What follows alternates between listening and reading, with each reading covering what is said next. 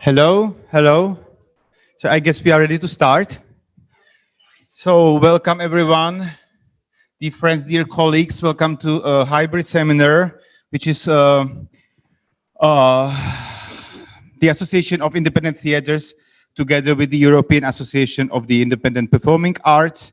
And it's going to be international hybrid seminar. What does it mean? That we can welcome, and we are truly glad that we can welcome here our dear panelists and friends from all around Europe, but mostly what I know from Austria and from Germany. So welcome. We are truly glad that you are together with us. And thank you very much for Alfred ve Dvoře for being here. It's a truly nice small theater based in center of Prague.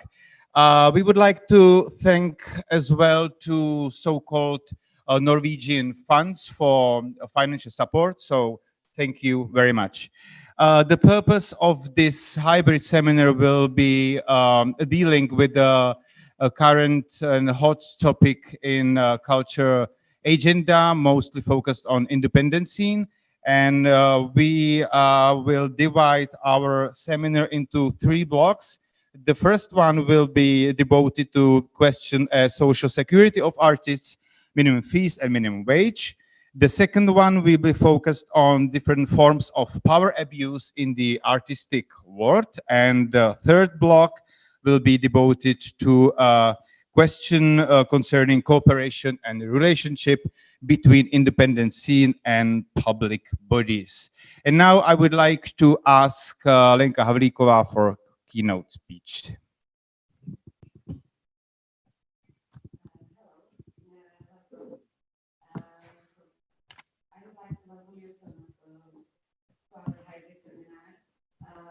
We are facing a lot of systemic issues that we will be talking about today. I hope that sharing information and examples of good practices across European countries will be an inspiration to all of us. The main goal of this seminar is to start a discussion about these topics. Conclusion on some of them should be presented in our Prague. Sorry, thank you. Yeah, it's much better. It's much better. That's great. So conclusion on some of them should be presented at our Prague conference in 2023. Meanwhile, the topics will be studied, discussed, and researched. The Czech Association of Independent Theatre was founded in 2016, and now we have 65 member organizations, all major and key players in the field included, and some individual members too. So let me tell you a few words about the current situation. Financial, political, and social conditions across Europe are very difficult. After 2 pandemic years, the aggressive war act of Putin regimes against Ukraine follows with terrifying consequences. Culture communities across fields and countries are helping Ukraine's war refugees, artists, and victims of war terror. They are also reflecting on the serious topics coming with the war in Europe, and not only with an artistic approach. We are facing very serious economic impacts which are harming and disrupting cultural funding and support. I want to state here that culture function is important and formative for the whole society. I believe that culture is what keeps us together and what is improving our lives. I wish you all a nice and inspiring afternoon, and I cannot wait for your presentations, ideas, and comments, and special appreciation to our speakers for their time and contribution. Have a nice afternoon.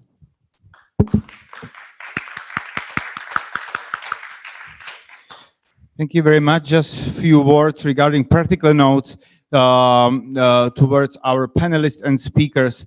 Please be so nice and be so kind and always keep on time, because our schedule is quite tight. We've got around 2 hours and 30 minutes for discussing all the issues we are interested in. So mostly you've got 10 minutes, and afterwards, mostly after every single presentation, there's gonna be a discussion. I've got a question, is there a Slido? Do we got a Slido or not? No, okay. Okay, so please just raise your hands. And as regards our audience on the YouTube channel, because this seminar is broadcast online through YouTube channel, just please post your comment or raise your digital hand on YouTube, or just please feel free to ask anything. So I would like to now invite Adriana Cieslakova, and she's a arts manager from Bratislava. And to be honest, I'm not sure whether she's online or whether she's here. She's online. I'm here. Hello, everyone. Hello. So the floor is yours. We are ready for your presentation. Thank you very much. If I have really only 10 minutes, so we could jump into the presentation. Status of professional freelance artist. Could we see the? Oh, thank you. Okay, so we could jump to another one.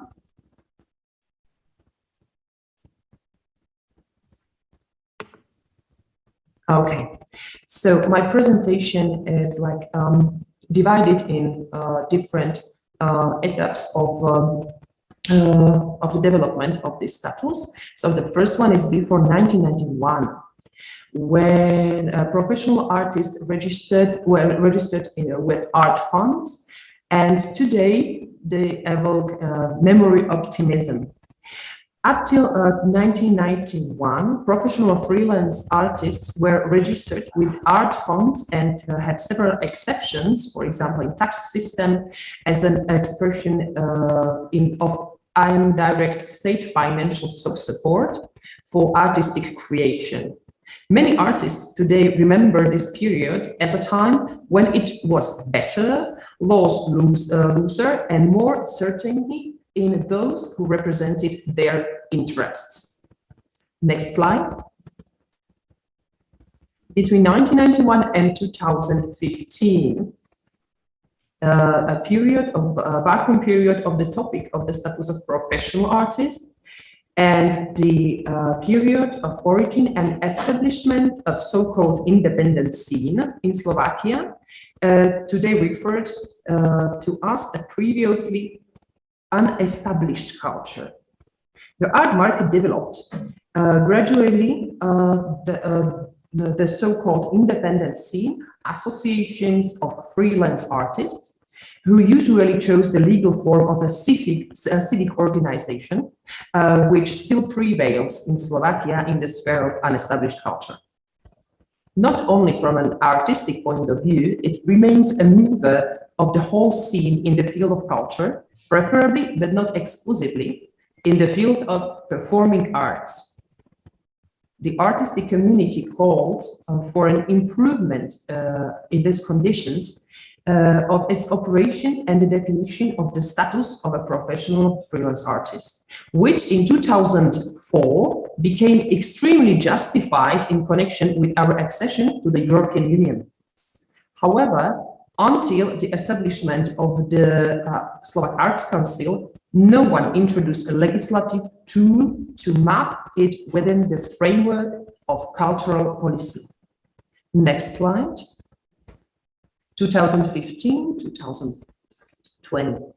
The period from the establishment of the Slovak Arts Council to the beginning of the COVID period. An effort to map unincorporated people that work professionally in culture. The amended Act of the Slovak Arts Council outlined the status of a professional freelance artist and set the basic conditions for the registration of professional artists.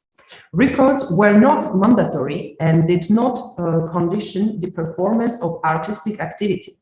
The motivation for the artist should be to obtain the status of a professional artist with the promise that it can become a condition for the grant of various bonuses.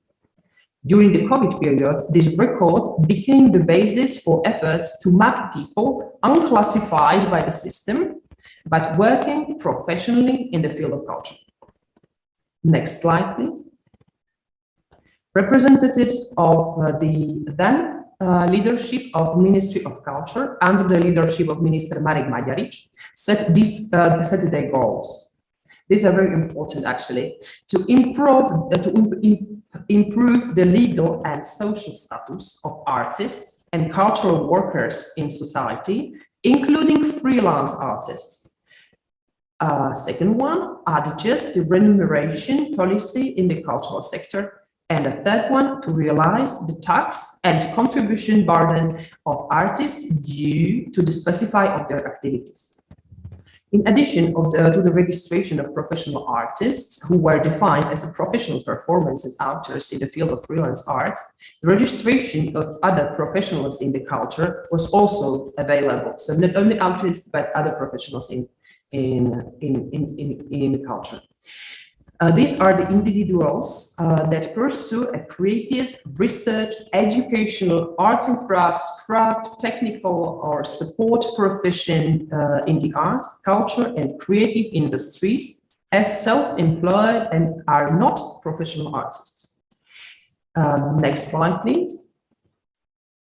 A professional artist, according to the Slovak Arts Council, is an individual who performs artistic activity in a free profession or in addition to employment.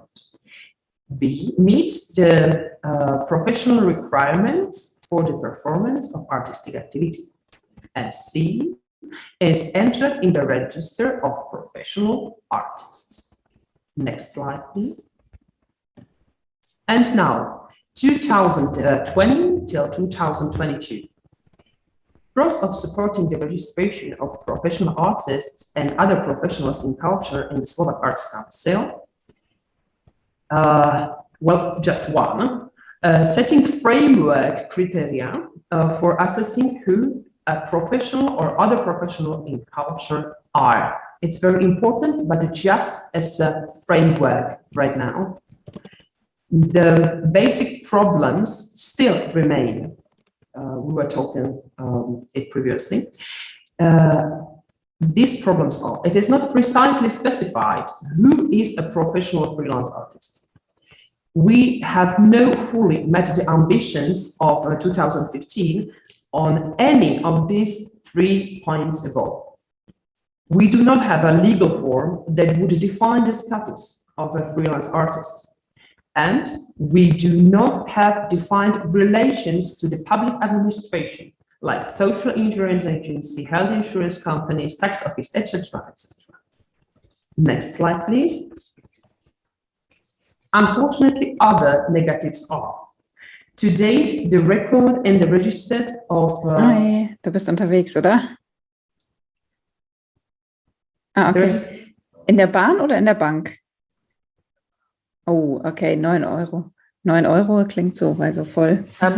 Julia Opitz, kannst du bitte das Mikro leiser stellen? Ausstellen? Genau, ich glaube fast, wir müssen auch gar nicht so wirklich sprechen, oder? Du konntest wahrscheinlich mitlesen, die Schulvorstellung muss, wenn dann Julia in einer Gruppe Opitz, sein. machst du bitte das Mikro leise? Und du hast jetzt ja die Mail bekommen.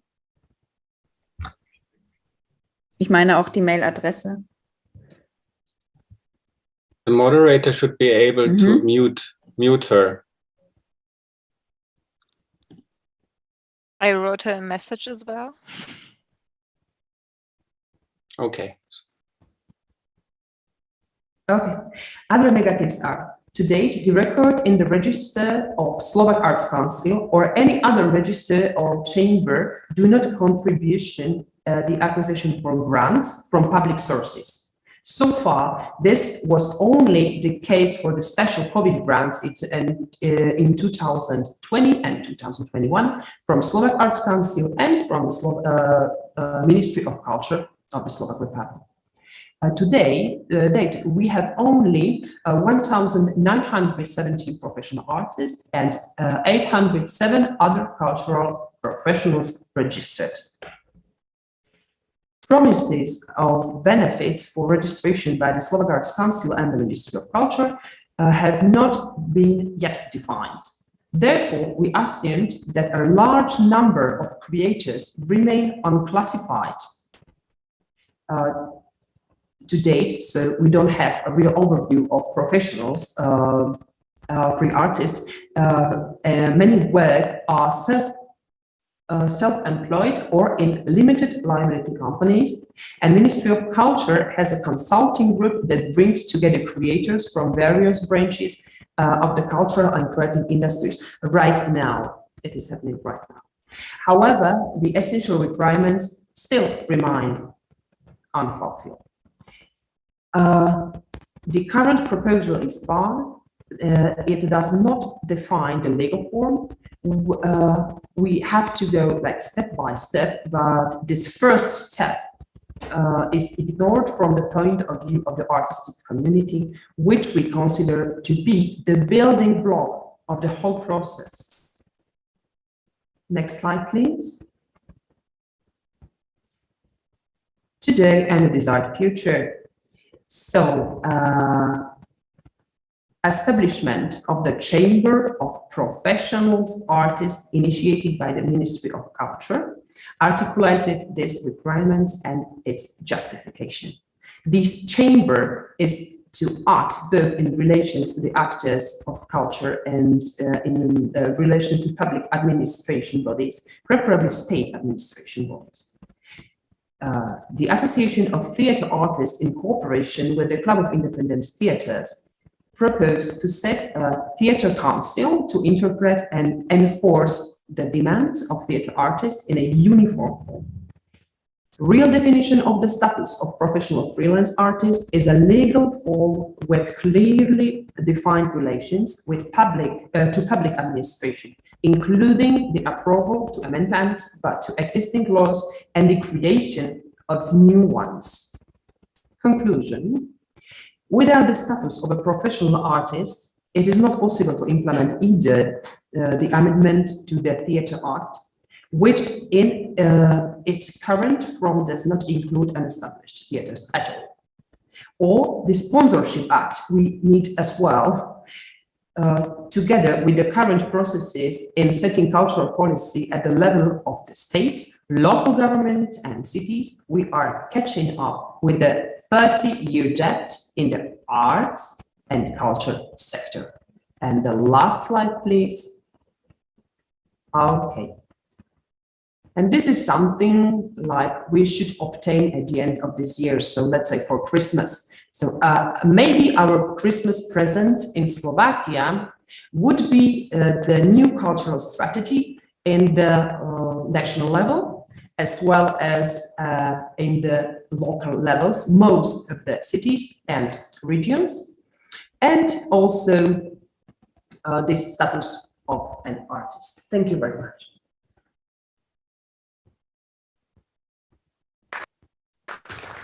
Adriana, thank you very much for your presentation and wish you Merry Christmas. Thank you.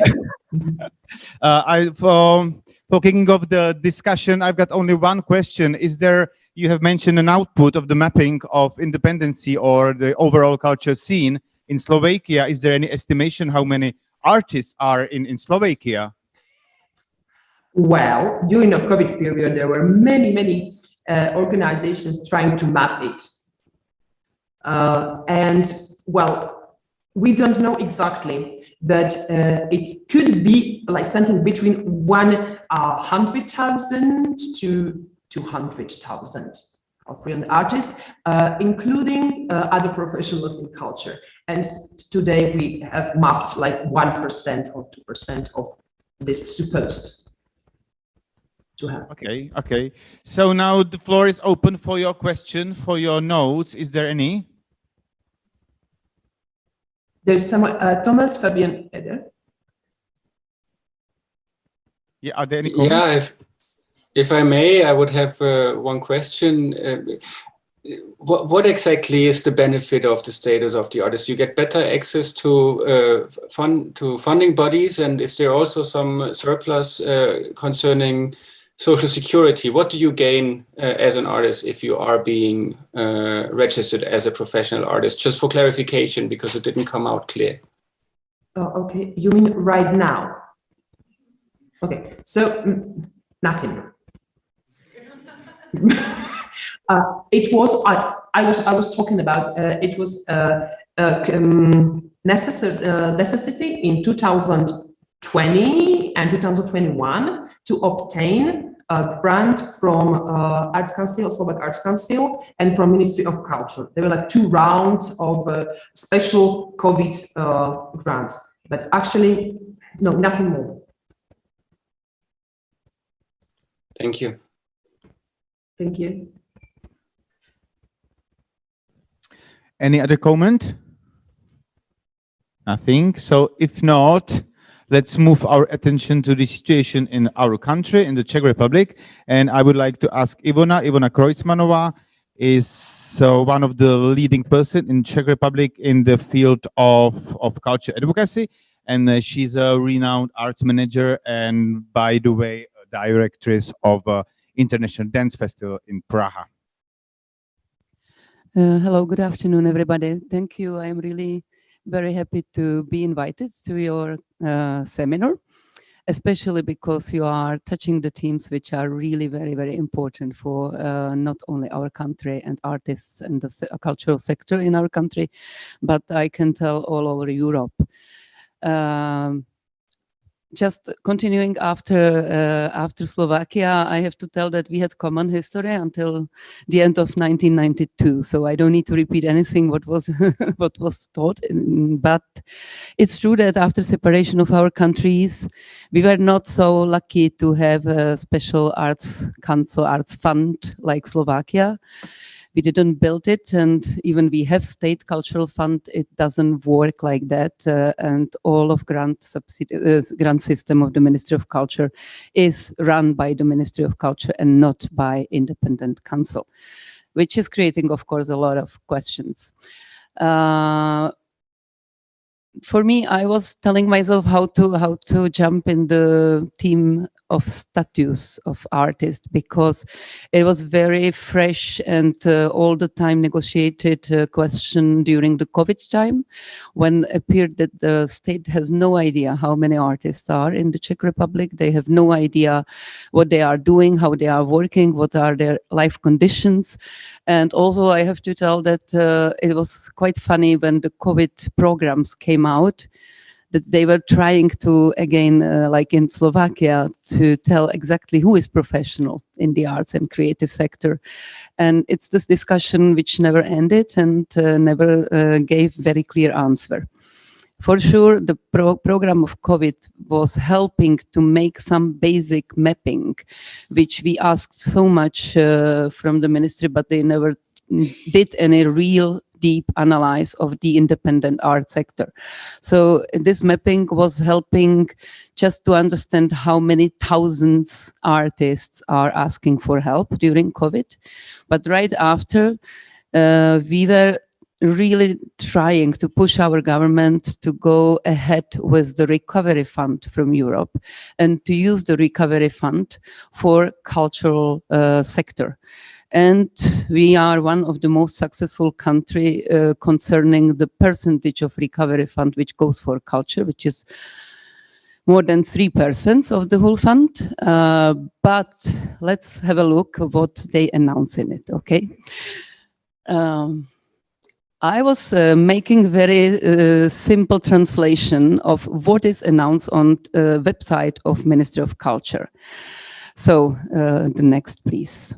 The artist status is a huge component in this recovery fund, and it's telling some official milestones which are very promising if you read it, because the government agreed and the European Commission agreed to improve these official milestones, like really work on conceptually on this legislative instrument for status of artist, and to approve it by law until the end of 24, not later than half of the year 2025. So it's very fast if you know the legislative process, and I cannot imagine how they want to achieve it.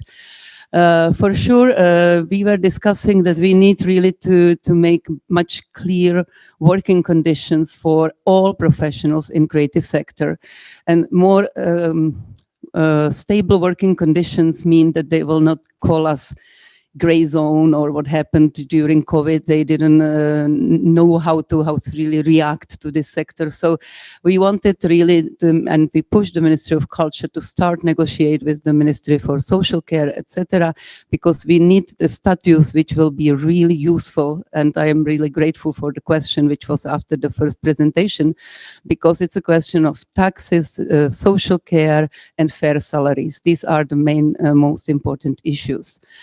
They are telling and promising that they will be complemented by methodological materials, okay, to really make analysis of this. They call it non-standard workers, because it's true that cultural sectors is very fragmented and every profession has something specific. So it's not so easy to describe it and to understand it for anyone who is not in it.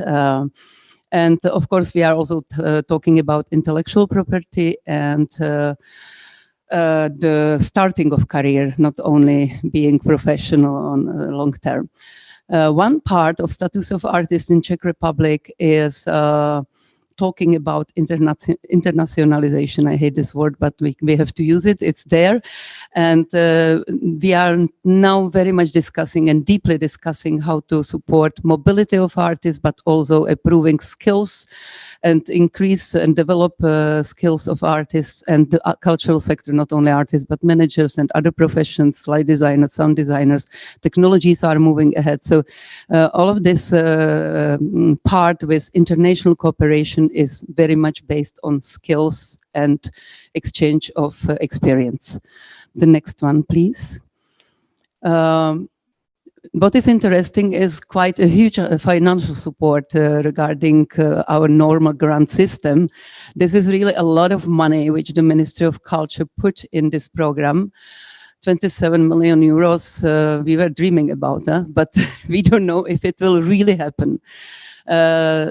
The plan is to create better conditions, as I mentioned, and support mobility and international cooperation. And they put to this international cooperation 300 million crowns, and to all of other parts 500 million.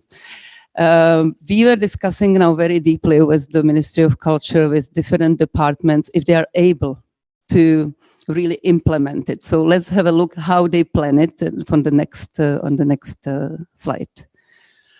Okay, so they think that the first phase will be analysis of needs, which we really need to do, and we are really talking about it long time. Make some data collection, mapping again, and evaluate all of this information. But the problem is that they expect it from us, and the sector is so overloaded, and it's really not possible to make analysis instead of them. So I don't know why there are not state institutions involved in this process, like, for example, the Theatre Institute, which started some of analysis, as well as universities. So we want really to discuss again how to make it really complex, and not just some organization is doing some detailed fragment analysis, but not the whole sector. Then they want to, of course, see how are these existing support instruments, meaning the grant system of the cities, regions, and state, and Creative Europe, and other sources like Norwegian funds, which were mentioned here, and others. Then they can come after, let's tell, 1 year is their idea, with the legislative changes. But I am afraid that the new law will not appear. I think they will use existing law and make some specific comments on it, and the existing law, how is it called? Zákon o některých podporách kultury. It's a law about some support of culture. Some support of culture. So imagine what will be the some support, I don't know.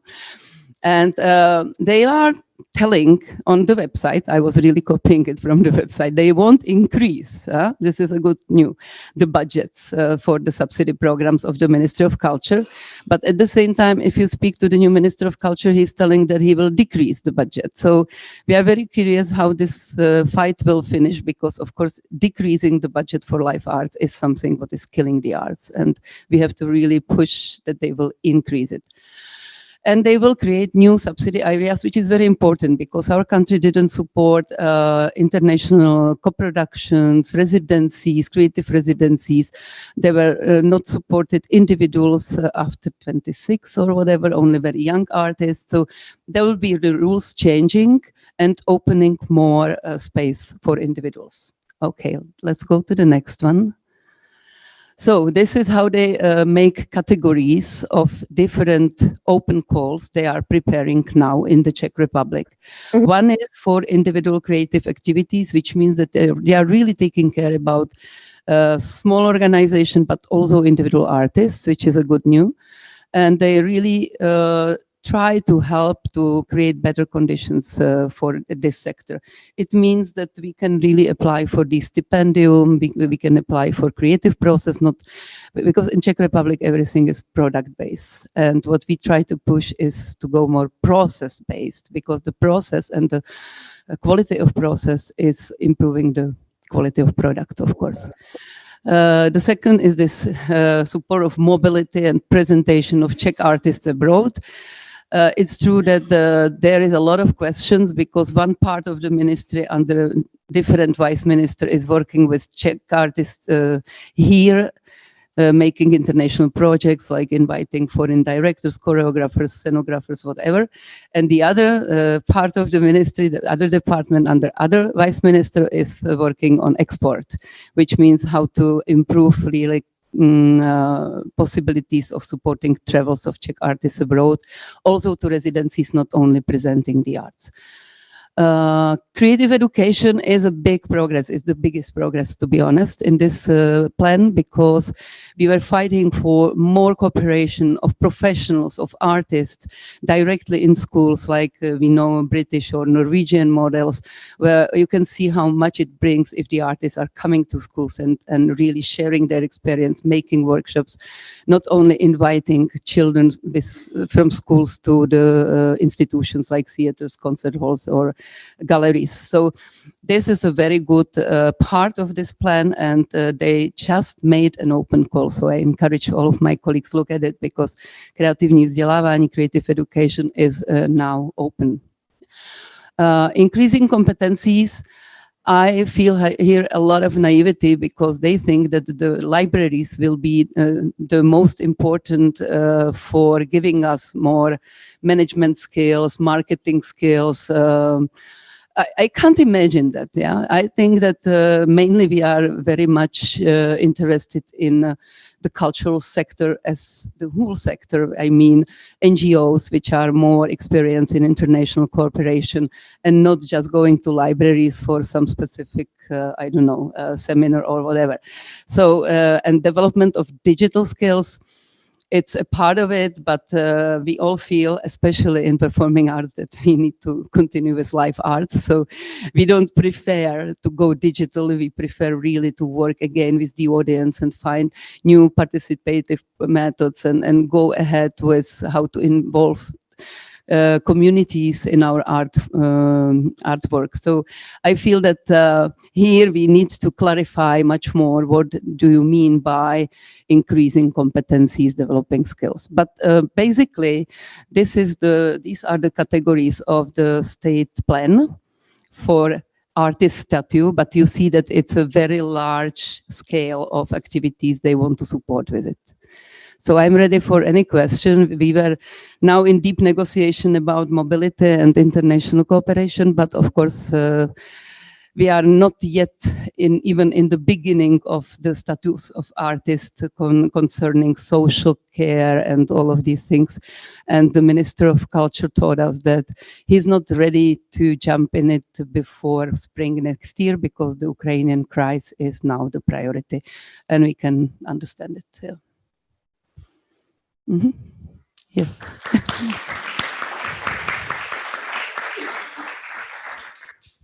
Ready for questions Yes. or remarks, whatever. Yeah, Olga, please. Maybe. Is there any mic?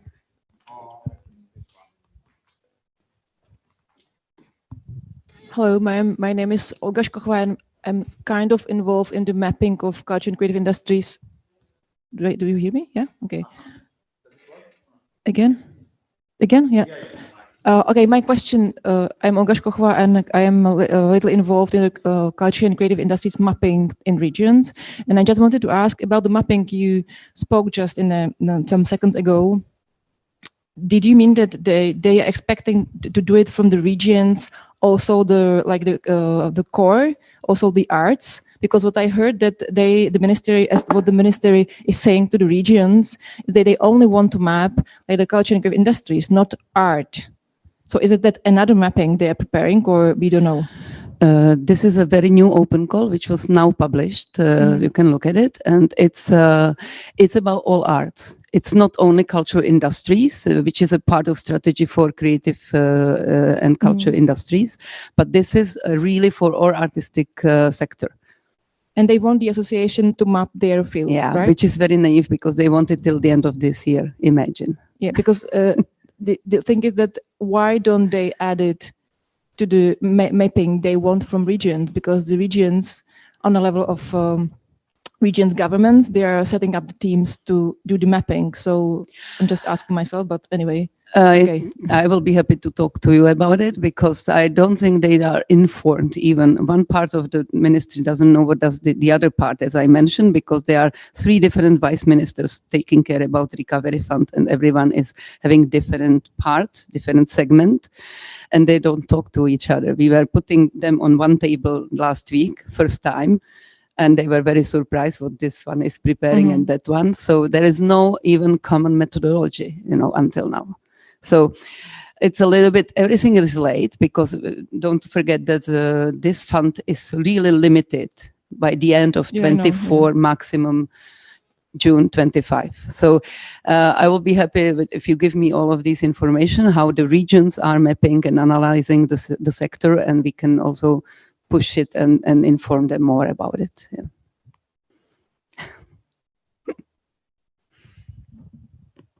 Any other question? Yeah. No? My question is often claimed that we are a country of policies, that we've got so many documents and so many analysis. Is there any advisory board which interconnects the perspective of Ministry of Culture or public bodies and the priorities of NGOs in this area or not? I mean, advisory board of minister. I remember quite well that the previous Minister of Culture was trying to make a working group for state cultural policy. And he nominated like 30 people from the ministry and about 5-6 experts from other parts, other artistic sector. I was one of nominated and I was never asked for anything, So it was kind of paper again, you are absolutely right. But they never called all of this group together. They were sending me material. Can you comment? Do your voluntary work, for free, of course. And that's it, and we were discussing this with associations because I'm also working for ITI, International Theatre Institute, and we were really surprised that there is no system how to really create the real communication and dialogue with the whole sector. So maybe, we have to push again. Any other questions or comments coming from our panelists through Zoom? No? Okay, so I guess we are fine. And now, so thank you very much once again, Ivana. And you have mentioned the question of a fair salary and fair fees and fair wage. So I would like to now ask Thomas Fabian Eder, who is an independent arts manager and researcher based in Berlin and Western Austria. And as an arts manager and a researcher, he will be talking about minimum fees and wage in the independent and performing sector in Europe. Thomas? Unmute your mic, please. So now I'm trying to figure it out. Can you see the presentation? Yes. Okay. Perfect. Perfect. Well, thank you very much. It is a little bit weird not to see the room that I'm speaking to. I do not even know whether there are 5 or 50 people, but still, I'm very happy to be there, at least digitally. My name is Thomas Fabian Eder. I'm an arts manager who turned researcher when the pandemic arrived. In my capacity as an arts manager, I was always concerned with building international networks and exchange programs, etc. Now I'm trying to understand how the independent performing arts in Europe compare. For doing this, I did a survey in 2021, about a year ago, where I did expert interviews with representatives of associations of the independent performing arts in 12 different European countries. And where I also did a survey that ended up with 1,031 survey responses, whereof 1/3 were responses from representatives from organizations, and 2/3, about 665, were answers from individual agents, mostly working in creative capacity or in producing capacity, artists or producers, production managers. That just as a quick background to where I'm speaking from. So you have an idea. This study I'm working on is going to be a book that will encompass a lot more than minimum fees. Minimum fees is just a very small part, but still I was asked to speak about it today. So I'm going to try my best. And in that research, I asked the experts from these 12 countries about minimum fees in their respective country. And I asked them to give me feedback on whether it works or not. So I guess what is most fruitful for our discussion now is that I just tell you about the feedback I have gotten. So there are minimum fees for the independent performing arts in Finland, Austria, Iceland, Switzerland, Sweden, Germany, and Italy. There are no minimum fees in Romania, Slovenia, Hungary, Bulgaria, and the Czech Republic. And these are the countries that I work with. So in all post-Soviet countries, we actually have nothing like a minimum fee at this point, but not all of the other countries report of them well working. In Finland, for example, the report is that there are different minimum fees for the different professions in the independent performing arts. So there's a different fee for a producer, or different fee recommendation for a producer than for an artist, for example. And the representatives of the National Association report that these minimum fees are often so high that independent groups cannot really pay them. So they find ways around them. They find ways to circumvent them, which mostly goes that way, that a lot of work is done but not billed. So there are not being written any invoices, and work is being done for free, just so that people can comply with the minimum fee. So we really have one problem that sticks out.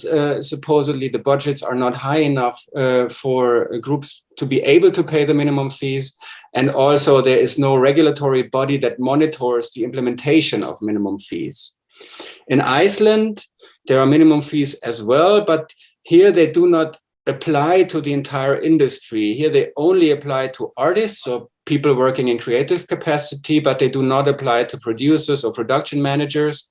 And in addition, the association also reports that they are circumvented or often not put into practice. So problem number 2 that can occur with minimum fees is that they do not account for everybody, even though most of the people working in the field are working under precarious conditions, no matter whether they are producers or artists. In Italy, the report of the association representative is that there is a minimum pay contract for workers that also applies to the performing arts. So here we are not only talking about a recommendation, but about an actual law. They say it's a law that does not take into account the specific conditions of the independent performing arts field. So the minimum fees are also here circumvented by the fact that large parts of the production work is carried out but not registered. That becomes apparent by the fact that a lot of part-time contracts are being issued. So on paper, people work part-time, monetary, they get paid part-time. The minimum fees, they count for the part-time work, but in fact, they do work a lot more. Another way to circumvent the minimum fees in Italy is by just making contracts for the performances, but ignoring the rehearsal periods. So also here, minimum fees can be paid for the performances, but a lot of work is being done for free. Again, budgets usually do not meet the requirements that are needed in order to push through minimum fees, and project managers thus find ways to go outside the existing protection systems in order to be able to produce at all, which is another problem. Sweden does positively report of their minimum fees. They do have a collective agreement, and they say that it is implemented to the greatest extent possible. Also in Germany, there is a minimum fee recommendation that is widespread across all 16 different states, but it is not a mandatory thing. It is still voluntary for those funders who give out money. In Austria, in 2021, the report of the association representative was that there is a minimum fee recommendation that is only applied in the city of Vienna, though already last year they were working on spreading the idea of the minimum fee to the rest of the country. So maybe things have changed by now. We can ask the representatives from IG Freie Theater, who are also here today, in a minute to see where they are at that point. But they especially emphasize that the budget requests that are being put in by the artists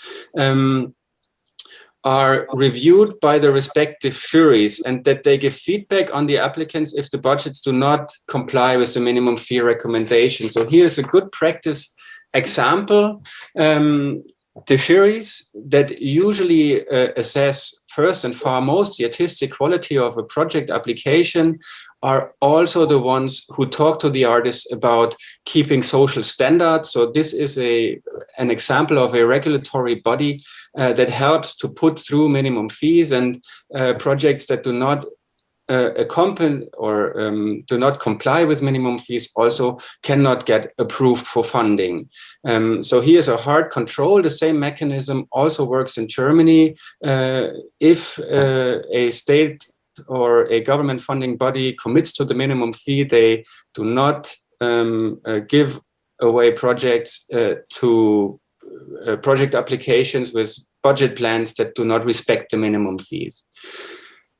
In Switzerland, there too is a lower fee limit for the independent performing arts, which according to the association is represented mostly, but not always. And here they point out that the lower fee limits do not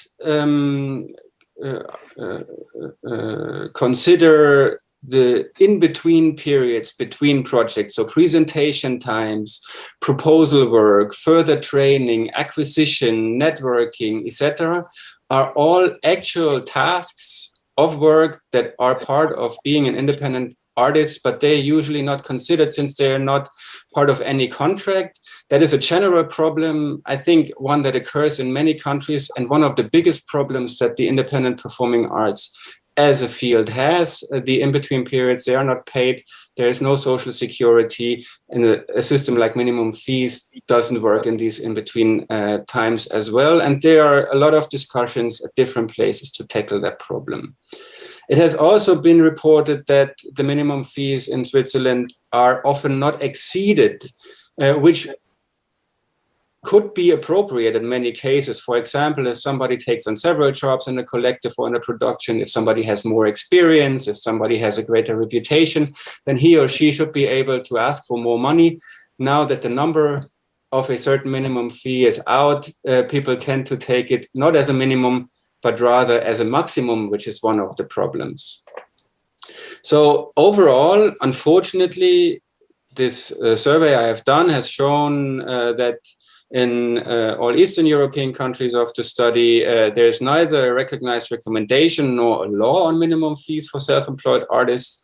Austria, Finland, Germany, Sweden, Iceland, and Switzerland also do not have a legal minimum fee for artists, but they do have widely respected recommendations. In Italy, the minimum fee has been enshrined in law. but community representatives report that corruption of the system forces performing arts professionals to ignore the standards due to low project budgets. So overall, it must be noted that the introduction of minimum fees can and maybe also should be a measure to counteract the precarious nature of the independent performing arts field that often goes hand in hand with self-exploitative behavior of its agents and a high degree of intrinsic motivations that helps artists to put up with poor working conditions and insufficient pay. So this is really something that needs to be counteracted, since it leads to poverty, to real poverty, to life below the at risk of poverty threshold. And that is simply not sustainable with all kinds of political goals like the Sustainable Development Goals or the EU resolution on the status of the artist. So something needs to be done, and minimum fees might be a good starting point in order to counteract the precarious situation of artists. However, if minimum fees are introduced, and now let me switch slides. If minimum fees are introduced, an increase in funding budget must also be considered. Because only if there is more budget, equal output with socially appropriate conditions can happen. So fighting poverty costs money. The introduction of minimum fee only makes sense if they do not remain a voluntary commitment of the side of the artist, but are mandatory and monitored centrally. So there is positive experience in some countries of having this done via the juries. And this control can also help to ensure that the minimum fees are not circumvented, for example, through misrepresentation in employment contracts or the similar. So effectiveness needs monitoring. Furthermore, it must be ensured that not only the artists, but all precariously working professionals in the field benefit from such a system. The entire field, not artists alone, needs support. And finally, last but not least, it is important to note that we are talking about minimum fees, and therefore it must be absolutely legitimate to demand higher fees depending on reputation or qualification. A minimum is just a minimum. So I hope this helps to inspire the further discussion, and I guess that is it for now. I do have the pleasure to talk a bit more later on about my study concerning another subject, but for now I'm open for questions. Yeah, thank you very much. Yeah, here it is. Your questions, please. Or maybe, Thomas, I will ask Esther for her insight, and afterward there's going to be a floor for discussion. Esther Bayo studied contemporary dance in SEAT, which is Salzburg Experimental Academy of Dance, and worked since many years for Austrian choreographer Willy Donner as a performer and rehearsal director, and now she's more active in cultural advocacy. Esther, we are ready for your presentation and for your insight. Thank you very much. I will just try to share my screen. I'm not allowed to yet. Maybe I need to be made host or co-host. Technical. Yes, sorry, we've got a problem with sound. Yeah, Thomas, please, could you mute your mic, please? No? No, Thomas is still host and he needs to make me host, I think is the question. Okay, let me try to do that 1 second.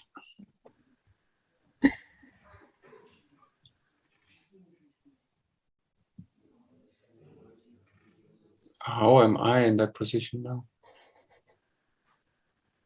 Host erstellen. Just a moment, please. We are dealing with some kind of technical issue. Just a minute, please. Here we go. Do you see the presentation now? Yes. Okay. Yeah.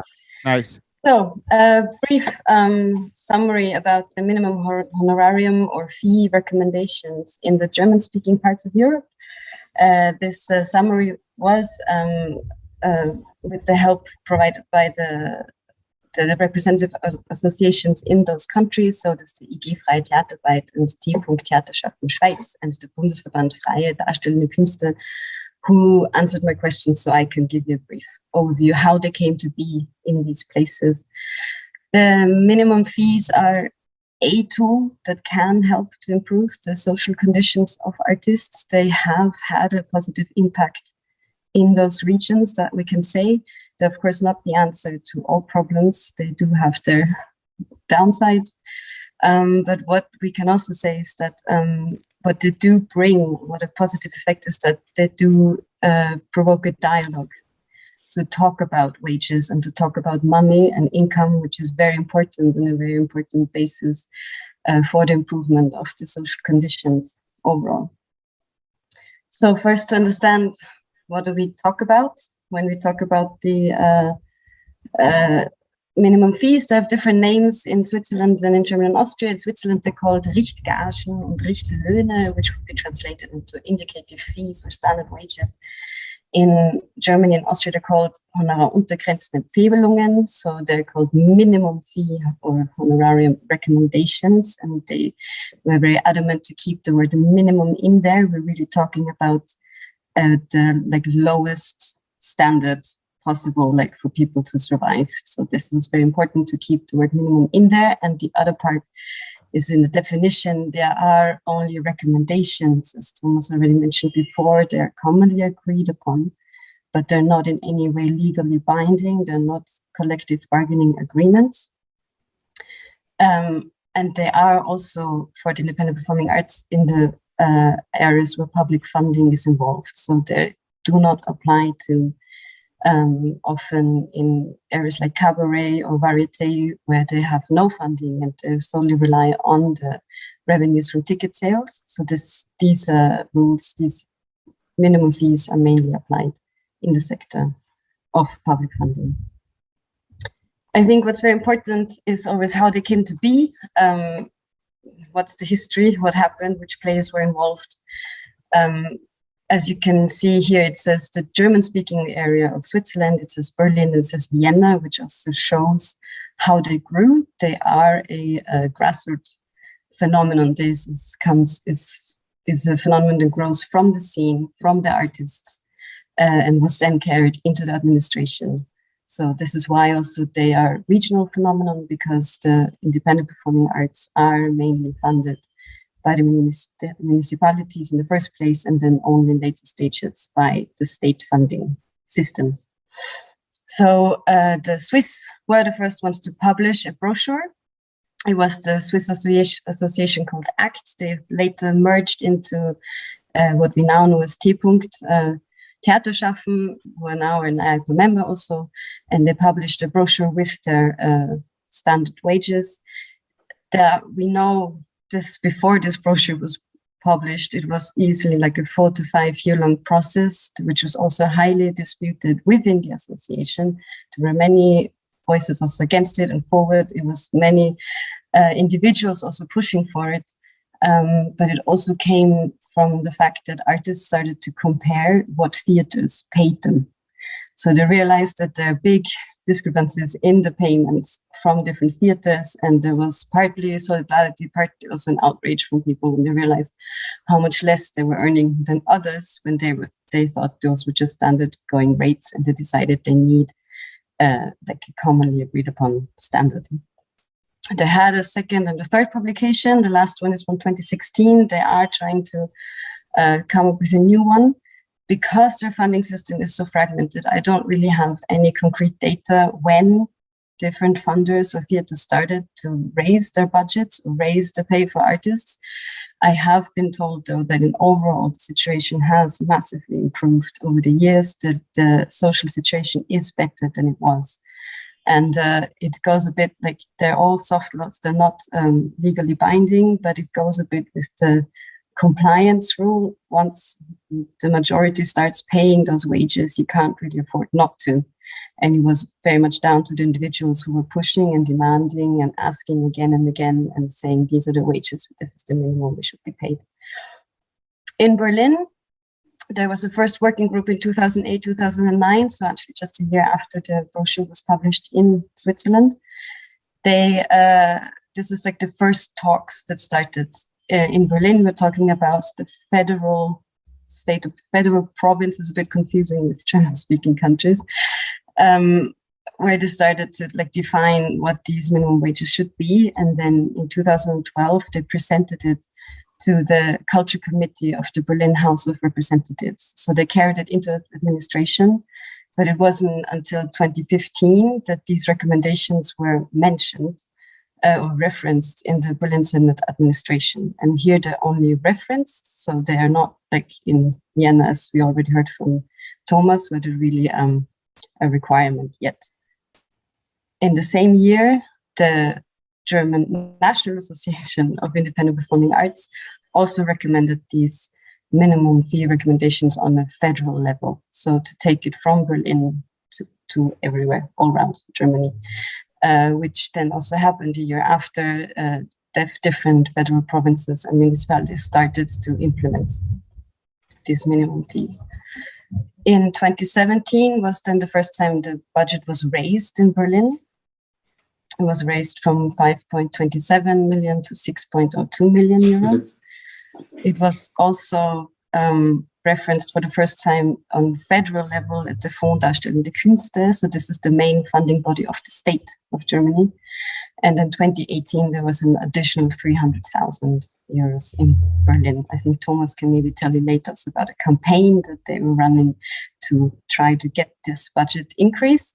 And then in 2019, there was a recalculation of the fee recommendations, and they were raised. And in Vienna was the last one to implement them finally. They had a first attempt in 2010. The Austrian Association published a brochure following the example of Switzerland. They had even a national tour where they presented it to the different provinces. They presented it like it was in collaboration with the artists. But you can see all of them, actually, the development took a long time, you know, from the first talks until they actually are implemented in the systems. It's easily a 10-year process. And you see there also the weakness of these guidelines, because if they're not applied, if they're not taken seriously, basically, they have their tool without teeth. They were not applied, they were not in the funding guidelines, and also the scene actually didn't really back them properly. So it took a second attempt, and this time I have to mention that the general management of the Austrian Association changed, also the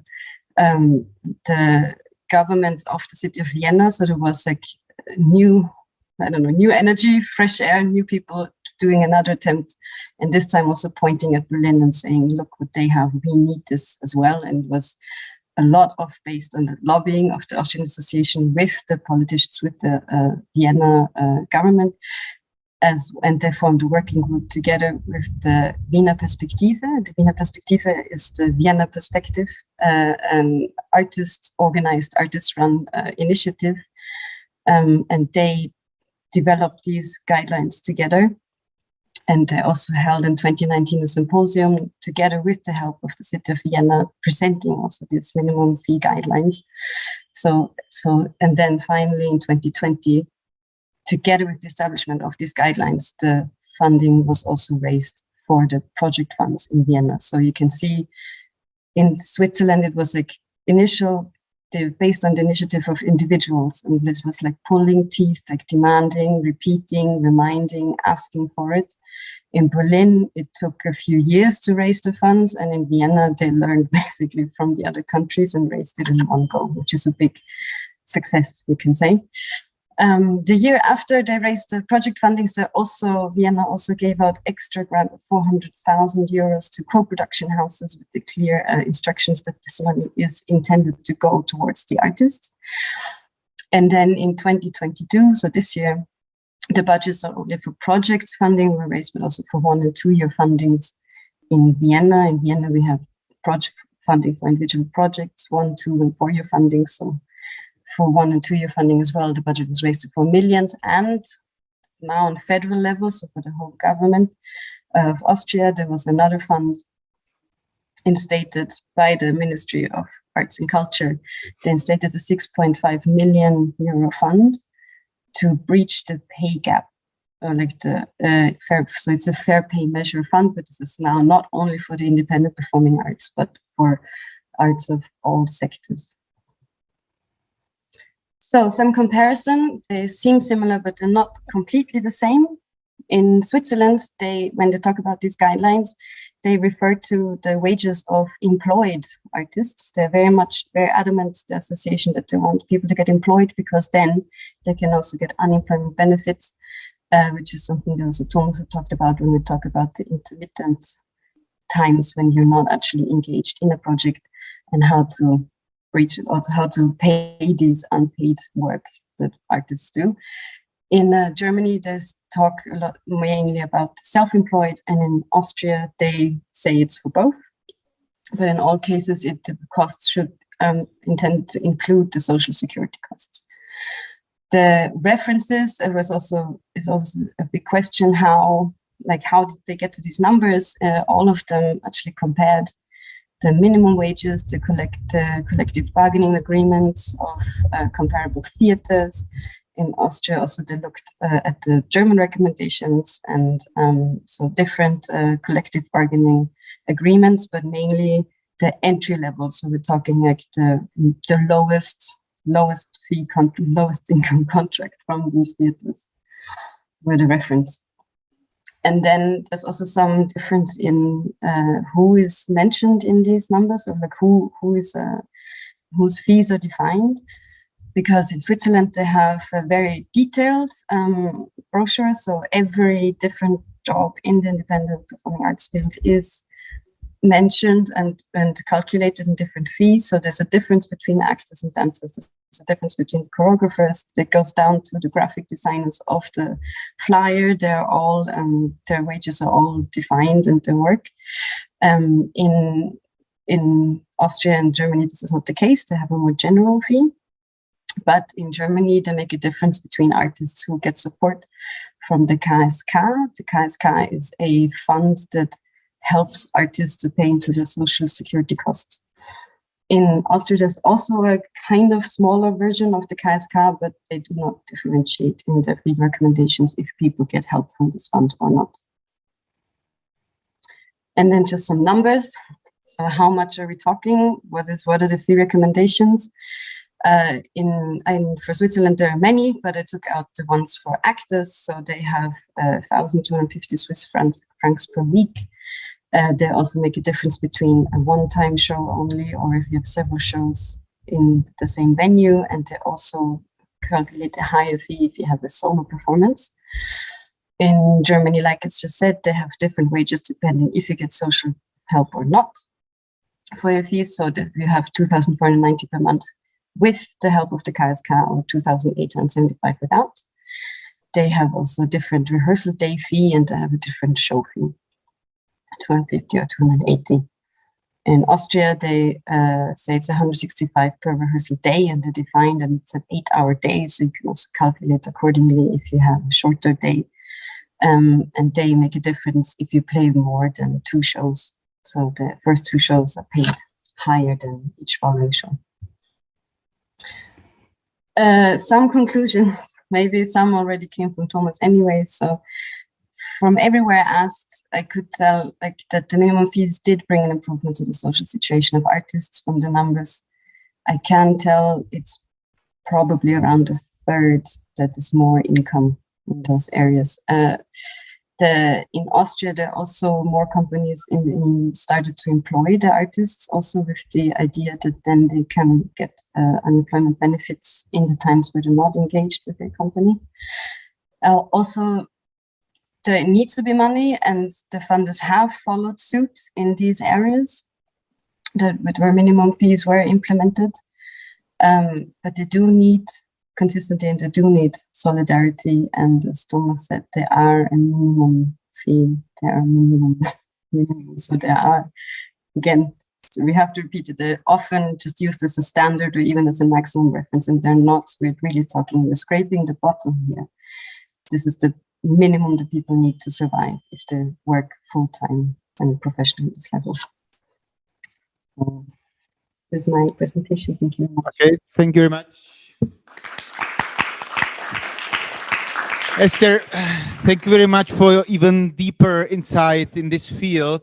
You just mentioned, or you asked Thomas. Thomas, there was a campaign, if am I wrong or not, or it was run in Berlin to raise public awareness. Am I correct? Yeah, yes, you are. Maybe I can lose a word or two about it, since I was there as a young art manager in 2015, I think. No, what happened in Berlin was that there were a lot of Forderungen. Can somebody help me? What is the English word for Forderungen? Requirements? No. No, demands. There were a lot of demands by the independent performing arts community to change the social situation of artists. And it was clear that this will cost money.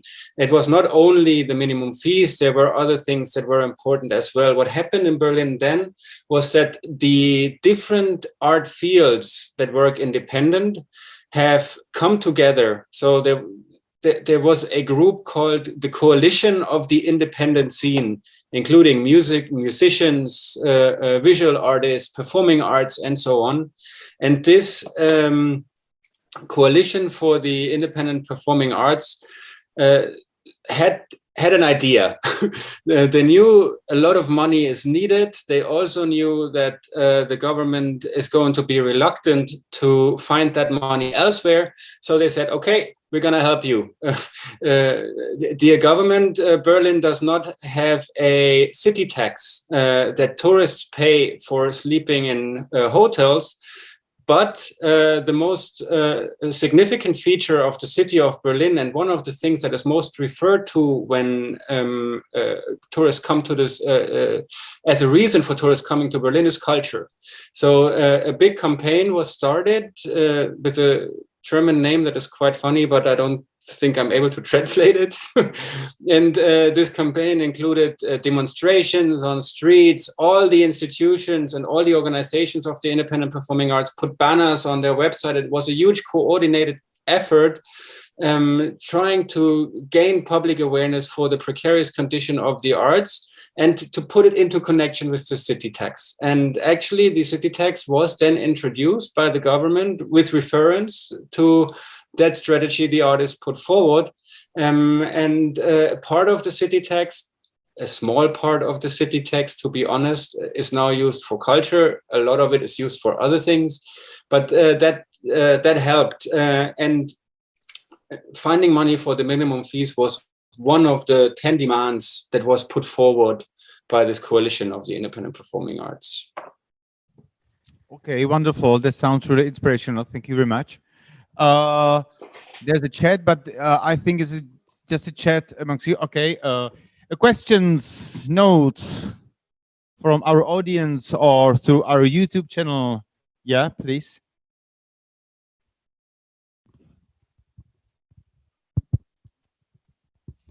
We had some ways how to get the funding for the minimum fees from Thomas, but I would like to ask Ulrike, who is the chief of Austrian Association of Independent Arts, Performing Arts. What about the funding on Austrian and Vienna side for this minimum fees? How the government get it? Is it enough? And also the second question is, what is the reception in the independent arts community about minimum fees? Because I know that not everybody is on the board with it, because some of them are afraid of it, because it can mean less money for the organization, so the artists, because when you make the wages higher, it means, and there are not more money in the system, it means there are not so many ways to finance so many organizations as before. No, it's a little bit opposite, so to say. So, we started in 2020 introducing this minimum fee. And so on the level of the city of Vienna, as Esther just explained. And so it also came up, or it appeared firstly with a raise of in the budget.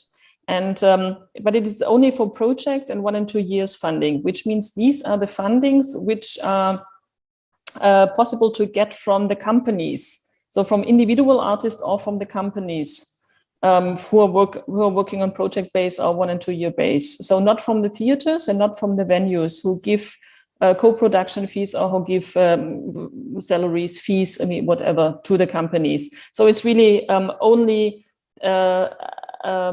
appearing, I mean, directly within the companies who ask for funding. And in the beginning, yes, well, we had a discussion within the scene and within the within the directors of the companies about if they can afford the minimum fee to pay and so on and so on.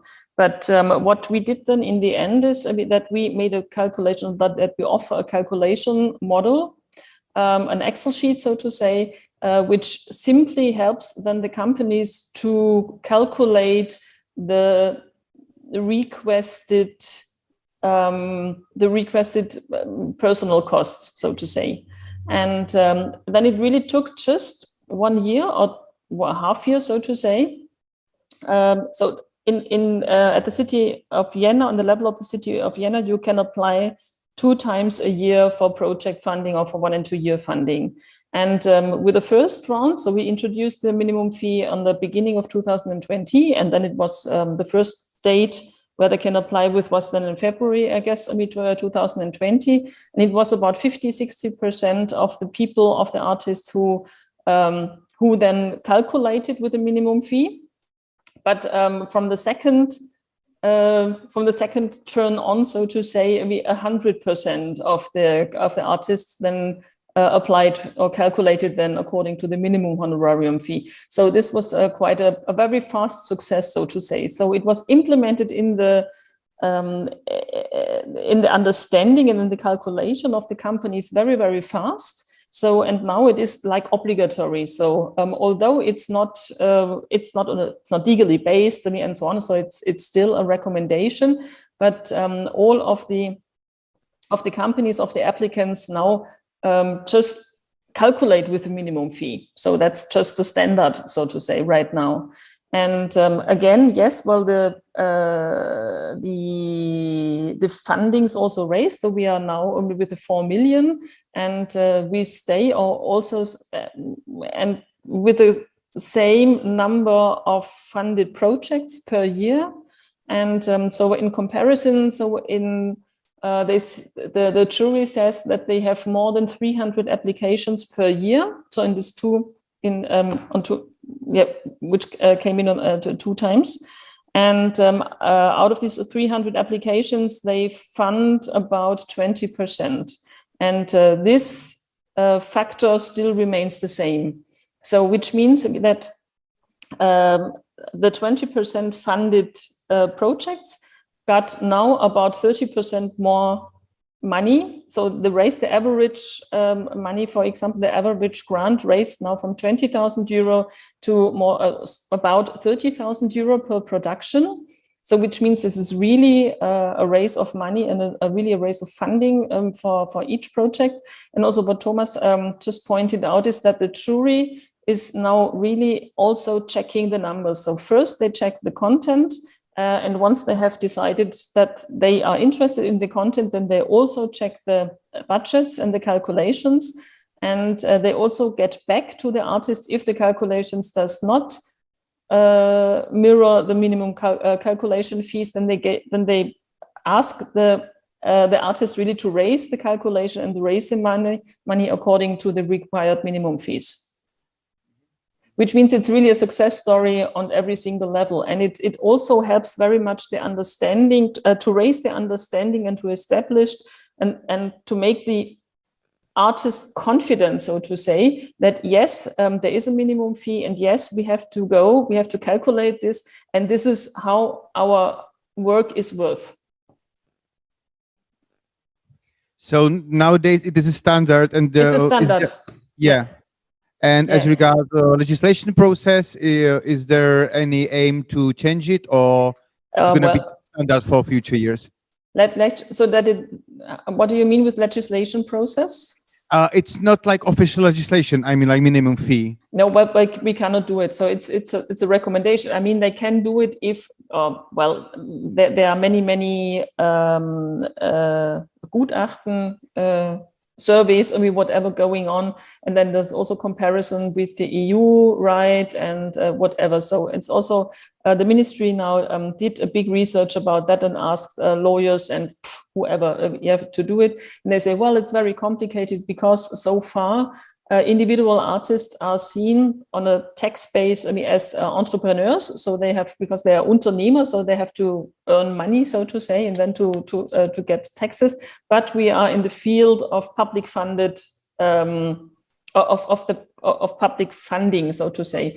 And therefore, it's a big discrepancy if the legal of the normal tax legislation is also applicable when you are just dealing with public funding and so on. But so there's a big discussion on this tax and legal issues going on, but it does not affect that it's really, so that it's really what do you say? Es wird gelebt, so they really go, or they really apply with a minimum fee. But what is really interesting, that it's constantly raising awareness that artists need to get paid well, or especially when you are talking about the professional artist scene. So we are not talking about the amateurs, and we are not talking about I don't know. But you know, but it really helps also to define the professional artist scene and to raise awareness that they really need to get paid properly, especially when public funding is involved.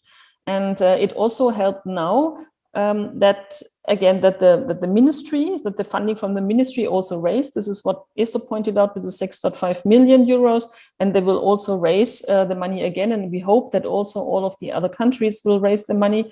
But you know, in Austria, the city of Vienna is for sure the biggest player in the field, and more than 70% of all artistic funding is spent in Vienna. So the other countries are a little bit smaller, so to say. And again, I mean, and it also helped us, I mean, now to establish a fairness process together with the ministry and also with the countries. And one part of this fairness process is for sure fair pay.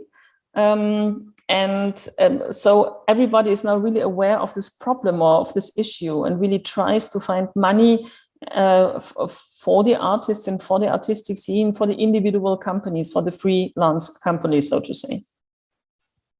Okay, thank you very much for clarification, and what the inspiration for Czech Republic and for Prague, city of Prague, and for sure for other towns and cities in Czech Republic.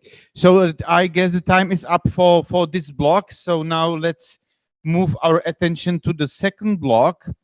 And the focus will be power abuse inside the independent art sector and art sector in general. Just maybe put our panelists in the picture.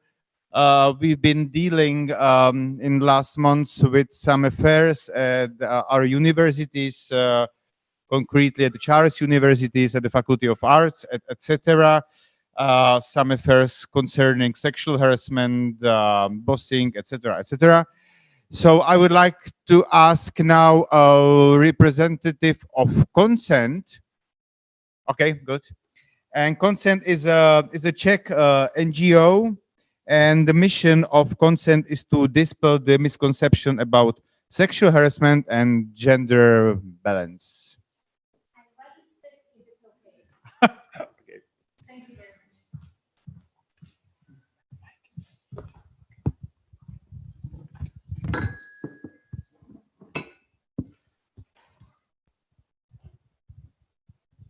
Hello, everyone.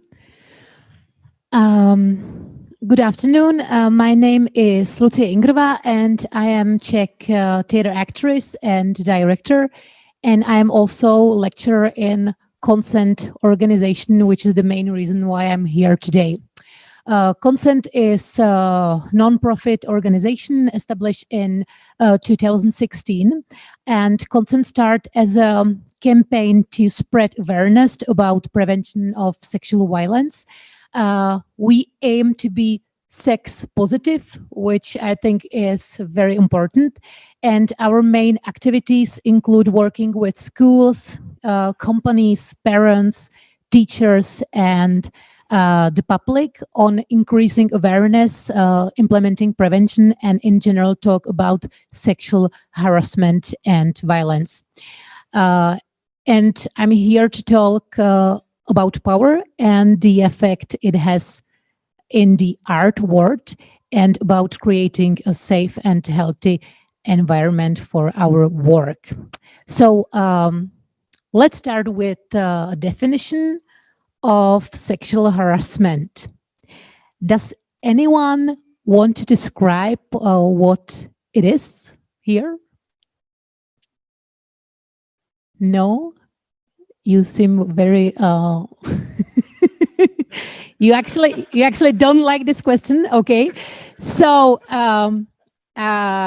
usually when we have workshops, when I lead some workshop, it's 3 or 2 hours workshop, and like main part is just about this definition and about what is it, this like specifics. But right now the easy way is the definition of sexual harassment by the World Health Organization is that in order to classify a behavior as sexual harassment, it must meet 2 following criteria, which is it has the impact or effect of affecting one's dignity, whether intentional or not, and it creates a threatening, hostile, offensive, humiliating, or hurtful environment, whether intentional or not. So let's say some behavior which is okay in pub doesn't have to be okay at work. The key factor is power and certain kind of hierarchy. If you're in position of power, even if you're trying to create an equal environment, there is power you have above the other people, and you are not able to get rid of it. Any form of refusing, opposing, doubting, or your behavior is potentially dangerous for your subordinates, because their career can be in your hands in some point. Opposing something that is unpleasant for us is hard even in relationships where we are actually equal. That is very important to realize, because then it will be much easier to understand why it is so hard at work to stand up against unwelcome behavior coming from your superior. Czech art scene is very small, and if someone has more or less significant influence, it's really easy for them to finish someone else's career. That's why it's important to stand up against sexual harassment and bullying, even if it's less violent forms than, for example, rape. There is some specifics of art world, because our job has actually a lot of specifics. And one of them is that we work with emotions, with our own and with the emotions of others, which is very demanding and can be potentially dangerous. That is why we need to create a safe environment. The relationships we build with each other are very personal, because through art we express ourselves and our personal attitudes. That's why it's necessary for the collective to guard its common boundaries and not support or even overlook toxic behavior. Another specific topic, especially for acting and dancing, is physical contact. Sometimes we work on a piece where we impersonate something very intimate, but even that can be done with respect. If I need to touch someone, for example, to modify his pose, it's okay to let him or her know in advance it won't hurt us and the other person has time to prepare for it. This is also related to the fact that when we evaluate each other and give each other feedback. Feedback is essential, but for a pleasant and safe work environment, it is important to know that we should expect it coming. And personal insults, rude and sexist comment are not feedback. That's just bullying and also sexual harassment. According to the research of Equal Employment Opportunity Commission, up 85% of women have been a victim to sexual harassment, which is a significant number. I like now have a few minutes to brainstorm the impact, what it can have to the victim, for example, or to the team or to the whole company. So do you have any ideas which impact can harassment have on the victim? Nope.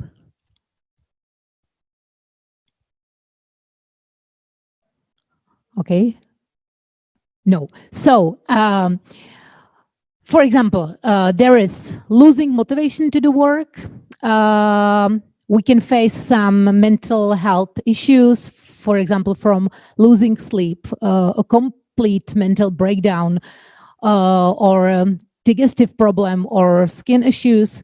The victim can burn out from the work. There is some possibility of chronic illnesses, losing motivation to life even, or quitting the job. And women are also often leaving their jobs for different work fields. Therefore, they cannot promote it or reach the goal of their career, because when they're usually faced with somebody who abused them, they just change the field and change the field.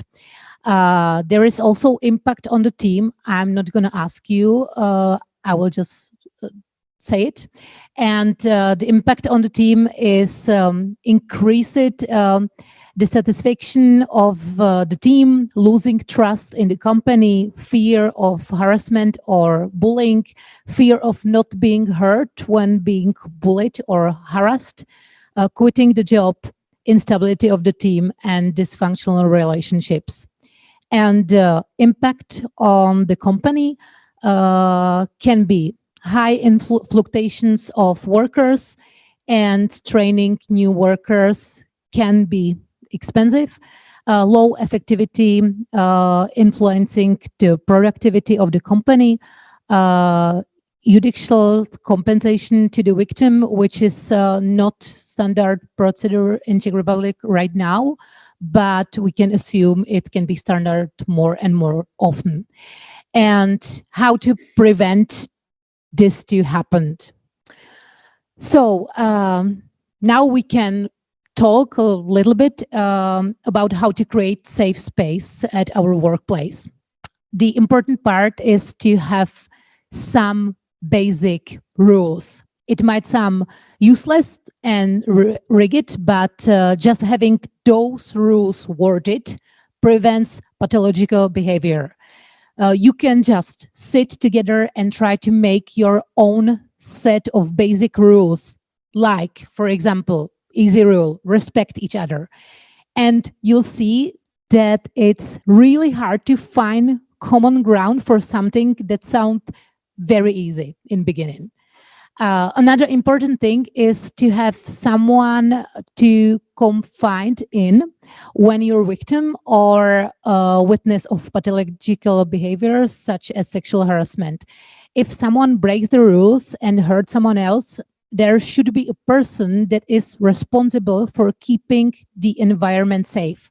There are many possibilities on how to deal with this, and we actually don't have time for going through all of this. But for example, you can hire an external ombudsperson, or you can pick someone from your team and give them training to perform this function, and so on, so on. Some secret post mail and other stuff like that. And the best and cheapest way and the best way to start to create and keep your workplace safe is prevention, for sure. So we all should learn about sexual harassment and other pathological behavior. What does it mean? Where does it come from? How to treat someone that has been a victim of this behavior? This is very important. If we want to work in professional environment and focus on art, we have to stop creating and overlooking toxic relationship and pathological manners.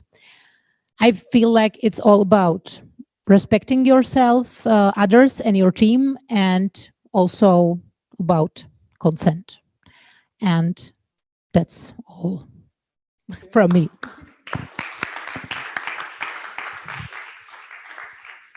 I'm afraid to ask whether there is any question, because I'm afraid that they are quite tired. And moreover, we are in the Czech Republic, which means that the audience is mostly too shy. Okay, they are shy because we are in Czech Republic, or they are shy because we have to speak in English? Okay. It's a Okay. question, because we are in Czech Republic.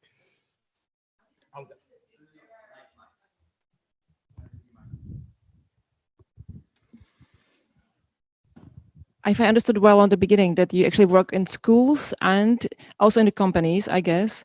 But I would be interested, and you don't need to name it, if any like big public institution in culture already, if you have the knowledge, has ordered some kind of workshop or has this kind of rules implemented. Yeah.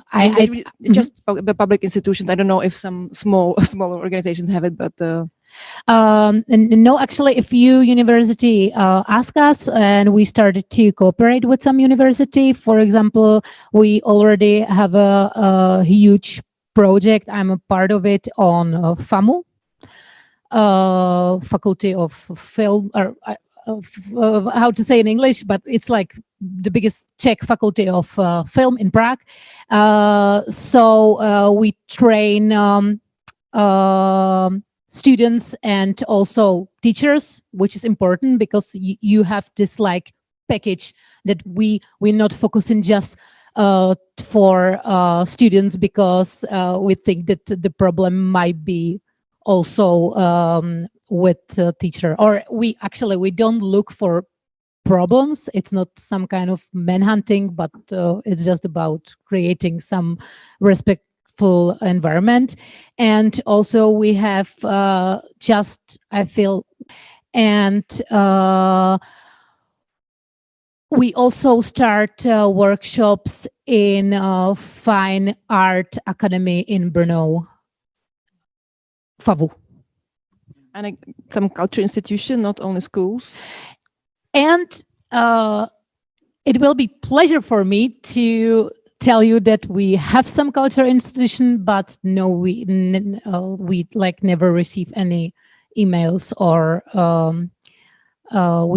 we are not in touch with any cultural institution, just with the universities. Thank you very much. So maybe so let's talk about how they can approach you. Just send you an email. What these institutions or organizations should do to approach you, to invite you. Yeah, it's actually very easy. You can find us www.consent.cz, and there is email contacts, especially for the person who is in lead for this package of workshops for not just university but also for companies and institutions. So the possibility is that you are offering workshops for the organizations to talk about the environment, how to avoid this kind of behavior. Yeah, exactly. We actually work with them for it depends how we prepare our work,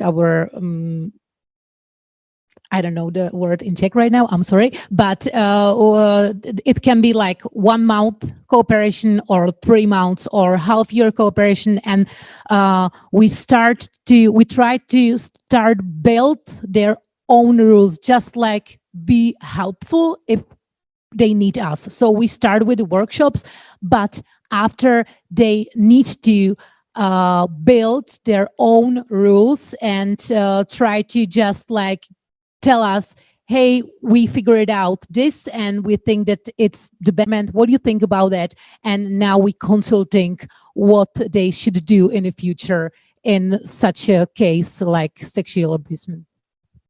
Thank you. Okay, any other question? If not, we are a little bit late, so thank you once again. Thank you very much. I thank Yeah, you. you can stay with us, up to you. And now back to Thomas.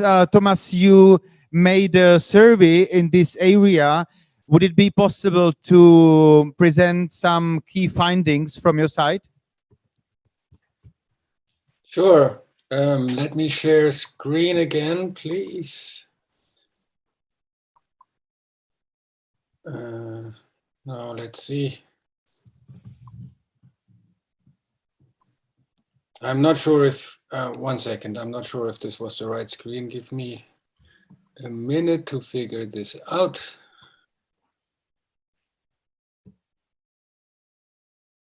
There you go. Now you should be able to see the presentation.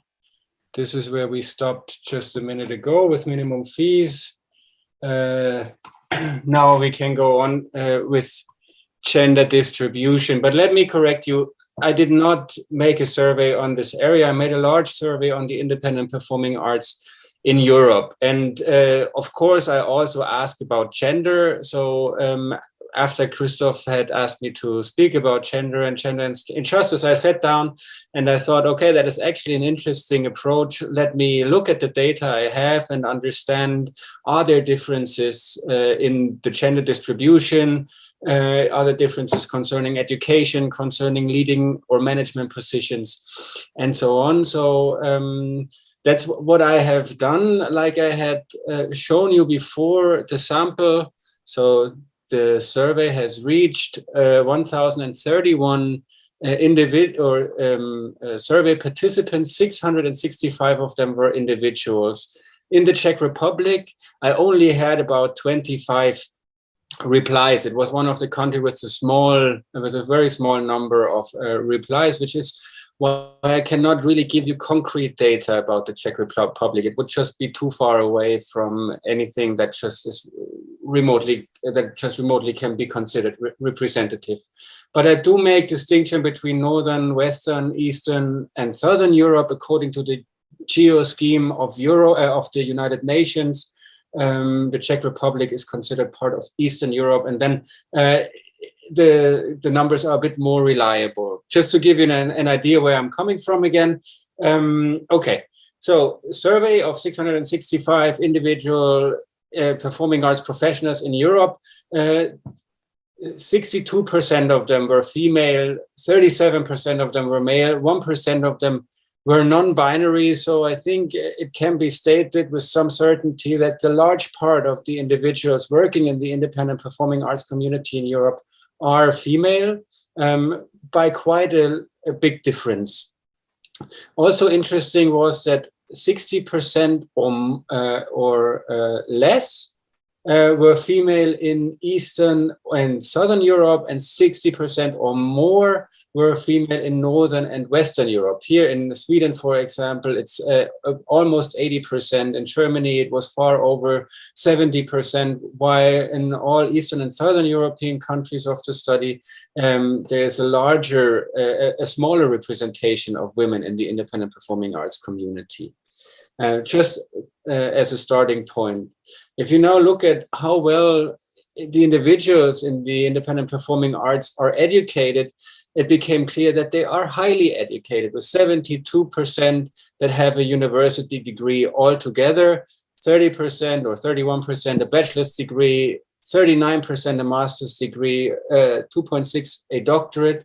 So we are dealing with a field that is extremely well educated while at the same part, and that's something I can show at another point. Today is not a lot of time for that, but I still want to let you know, while at the same time being paid extremely poor in comparison to other professions where you need such a high level of education. If you look at the distribution between men and women when it comes to the degree, it becomes clear that women are generally better educated in the independent performing arts in Europe. There are 33% of them with a bachelor's degree, while only 28% of the men have a bachelor's degree. 41 with a master's degree, while only 36% of the men have a master's degree. In total, 76% of the women have a university degree, while only 67% of the men have a university degree. Interestingly, all the non-binary people have a university degree who took part in the study, but to be honest, there were only around 10 or 12 people, but still, it's an interesting finding. So we have established that we're dealing with a field that is dominated by women, or where women are more present than men. And we have also established that those women who participated in the study are better educated than the men who participated in the study. I also looked at something that I call artistic leadership. I asked in my survey, what is your profession? And then they could choose between artist, producer, production manager, technician, costume and set designer, curator, or dramaturg. And combining the category of curators and dramaturgs, is in this regard artistic leadership. Here, looking at the sample of all the women who participated in the study, we can say that 9.8% of all the women who participated in the study are in an artistic leadership position, while 12.2% of all the men working in the study are in an artistic leadership position. So considering the genders in themselves, proportionally, there is a larger share of men in artistic management than women, even though they're not as well educated. However, since the proportion of women in the sample is much higher than that of men, regarding the leadership positions alone, it is de facto the other way around. So I hope you can follow now. I'm basically switching perspective now, and instead of looking at all the women and then figuring out the percentage, and at all the men and then figuring out the percentage, now I look at all the artistic leadership positions, and I try to understand how many women, men, or non-binary people are in those. And there it becomes clear that actually more women are in artistic leadership than men, because there are so many more women working in the field than men. But this is also the way, for example, Eurostat, the statistic office of the European Commission, tries to understand gender distribution. And just as a reference, as a rough reference, in EU economy, over all economic fields, and regarding not artistic leadership, but leadership in general, 31% of all leadership positions are held by women. So if that is a reference, maybe we're not even doing that bad in the independent performing arts community.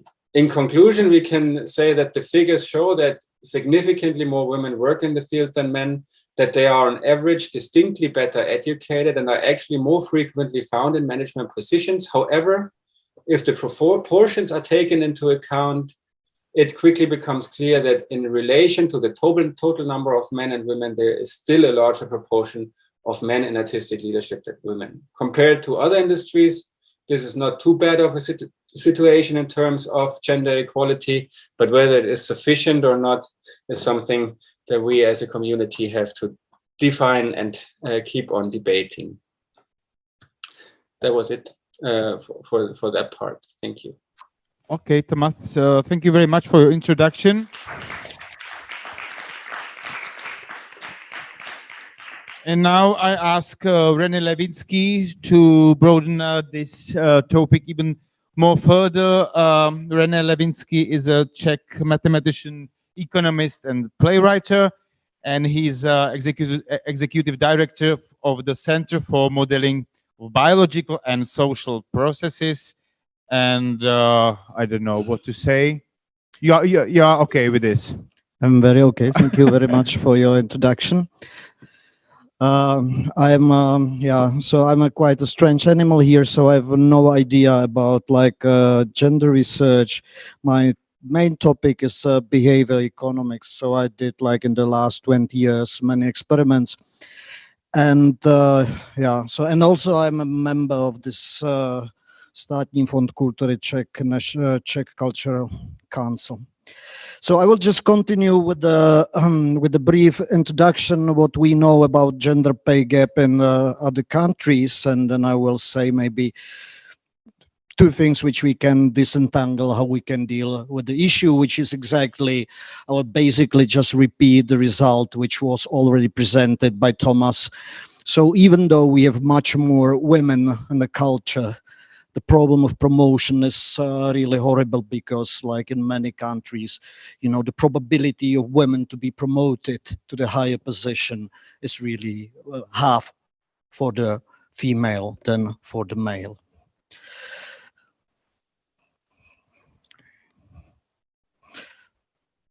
Okay, so we know what we are talking about. I can start with some simple quotation from the UNESCO report from the June 2021.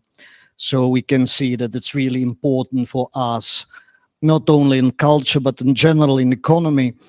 If we are not able to use the potential of the half of the population, then we are simply getting very, very bad outcomes. And that's the reason. So it's really, for me, it's a completely non-ideological issue. The question is that if we would like to get a better outcome, like Pareto improvement in the economy and the society, it's really horrible that the institutions which we have here and in the whole economy and society basically are blocking the potential, the creative potential of half of the population of the females. And this is unfortunately not only issue in this post-communistic eastern part of the world. We have the same data from overall in the world. So there is a British survey from 2018, which is asking about 2,600 professionals. And what we can find, what the study found in Britain, once more exactly what Thomas has said, with the control for the education of the males and females. So the females are more educated, and still the average salary in pounds was about 29.5 thousand yearly for women and 33,000 for males. And once more, I will repeat every time the same sentence. The career progression appears to be the most significant contributor to this difference. Okay, so it was exactly in this sample, it was between people in the beginning of the career, there was the ratio between males and females was something like 1:5, and with the higher positions, it was only 1:2. So the probability to be promoted, as I have said, is twice bigger for the male than for the female. The good thing is that in this study, and I think this is the idea, what we would deserve really attention, there are few institutions, and in Great Britain, exactly 3 of them, which are showing the pay gap in the other direction. And it's the National Museum Scotland, National Theatre and English National Opera. So I think to study this good practice situations could help a lot. And there was in the study you can find a quotation of the spokeswoman of National Museum Scotland, and she's basically talking about the recruitment process, about fairness in processes, and the other thing which is really important, which I can show in the general context, is to overcome the situation, the time period where the women are out of the market because of the kids. So we have to support really the partial contracts and so on. So all this stuff is really considered in the National Museum Scotland. And also the other thing, it was the only institute where the women, they were overrepresented in the higher positions. Okay, so they were promoted. The promotion was fair with respect to the sex, even a little bit preferable for the females. I can just repeat all the stuff once more. We go about the promotions. There is another quite big study with almost 600 people from the New York area, and once more we can see here. I think like the good example is if we will say it's a different designers, so stage designers and so on, and especially for the sound designer, the women are very underrepresented. But still, we can see like this hierarchical issue. It's really unbelievable because, like in the whole New York, the females, they are basically 20% of the sound designers. However, like 20% in New York, but just 3% in Broadway. So in the whole, so I think the number, I'm quite sure that the number is that, because you have on Broadway something like a couple of dozens shows yearly, and there are about 5 females who were like sound designer in the whole history of Broadway, which is very, I would say, it's a perverse. And you know, like we can, the story is, I think, like I did prepare like extraordinary boring presentation, because now we will move to Australia and we will get exactly the same picture once more. So there are data like 2014, 2015, once more the survey of professionals, and then we can see that the difference between males and females is once more 25%. Okay, so it's a 25% gap in a cultural business, even though like it's reported that this gap on the Australian level in the general economy is like 14%, which I think like it's giving us something like questions we don't like, because you know, like we have a feeling that we are like the most humanistic branch, like at least now I'm staying in the shoes of a playwright. I'm not staying at the stage of shoes of the economist. So in culture, we think like we are like very open and blah, blah, blah. And finally, like the gender pay gap is almost twice bigger in Australia than in the general economy. I would say that's really like, that's quite sad. And if I will go further in the numbers, this pay gap is even bigger between the freelancer. And yeah, so I do not have any data for that, but I have some hypotheses, because I would like to say about 2 papers, like from the general economical papers, like what we have these experiments. So the one thing is, like the freelancers, they are quite often, they are like, you know, talking about the deals. So like there is some bargaining process, which is leading to some contracts and so on.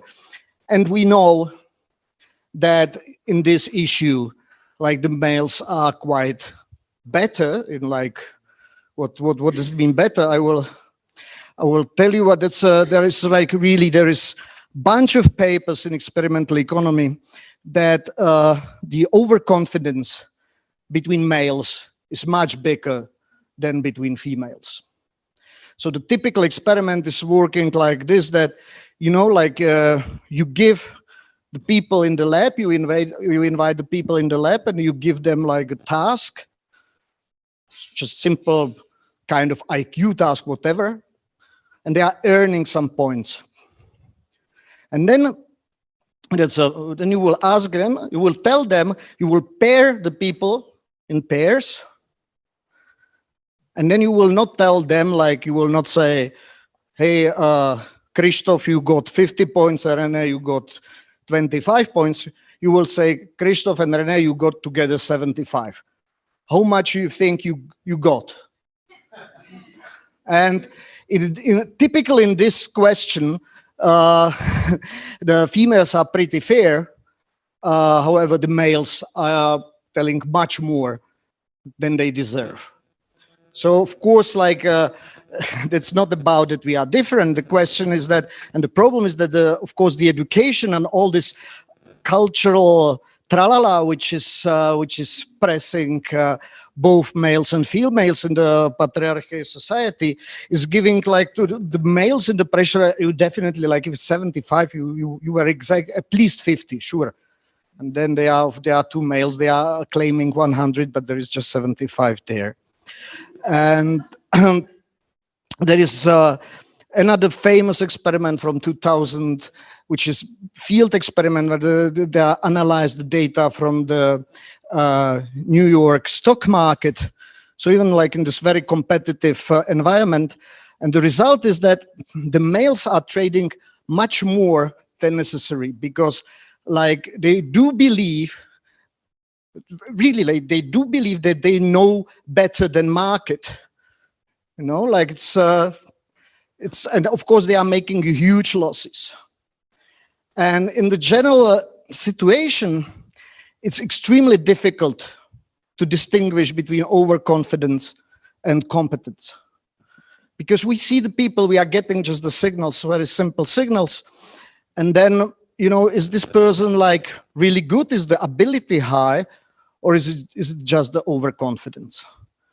And in all this, this overconfidence is giving a big advantage in the bargaining process when we are talking about, and when we are bargaining about contracts, about deals, and so on. So with this strange overconfident males are getting bigger share of the cake than they deserve. And what is the solution? So the solution is only like to make a clear, fair processes. And also what is helping a lot is that all the deals are open and public. Because, you know, like it's, if I'm going somewhere like with this old white face, I'm really able to getting like a good deal. But once I'm getting this good deal, it's not so bad that someone is paying good money to me. I'm not against. But this, then, of course, what I am doing, I'm telling everyone, okay, I got this and this.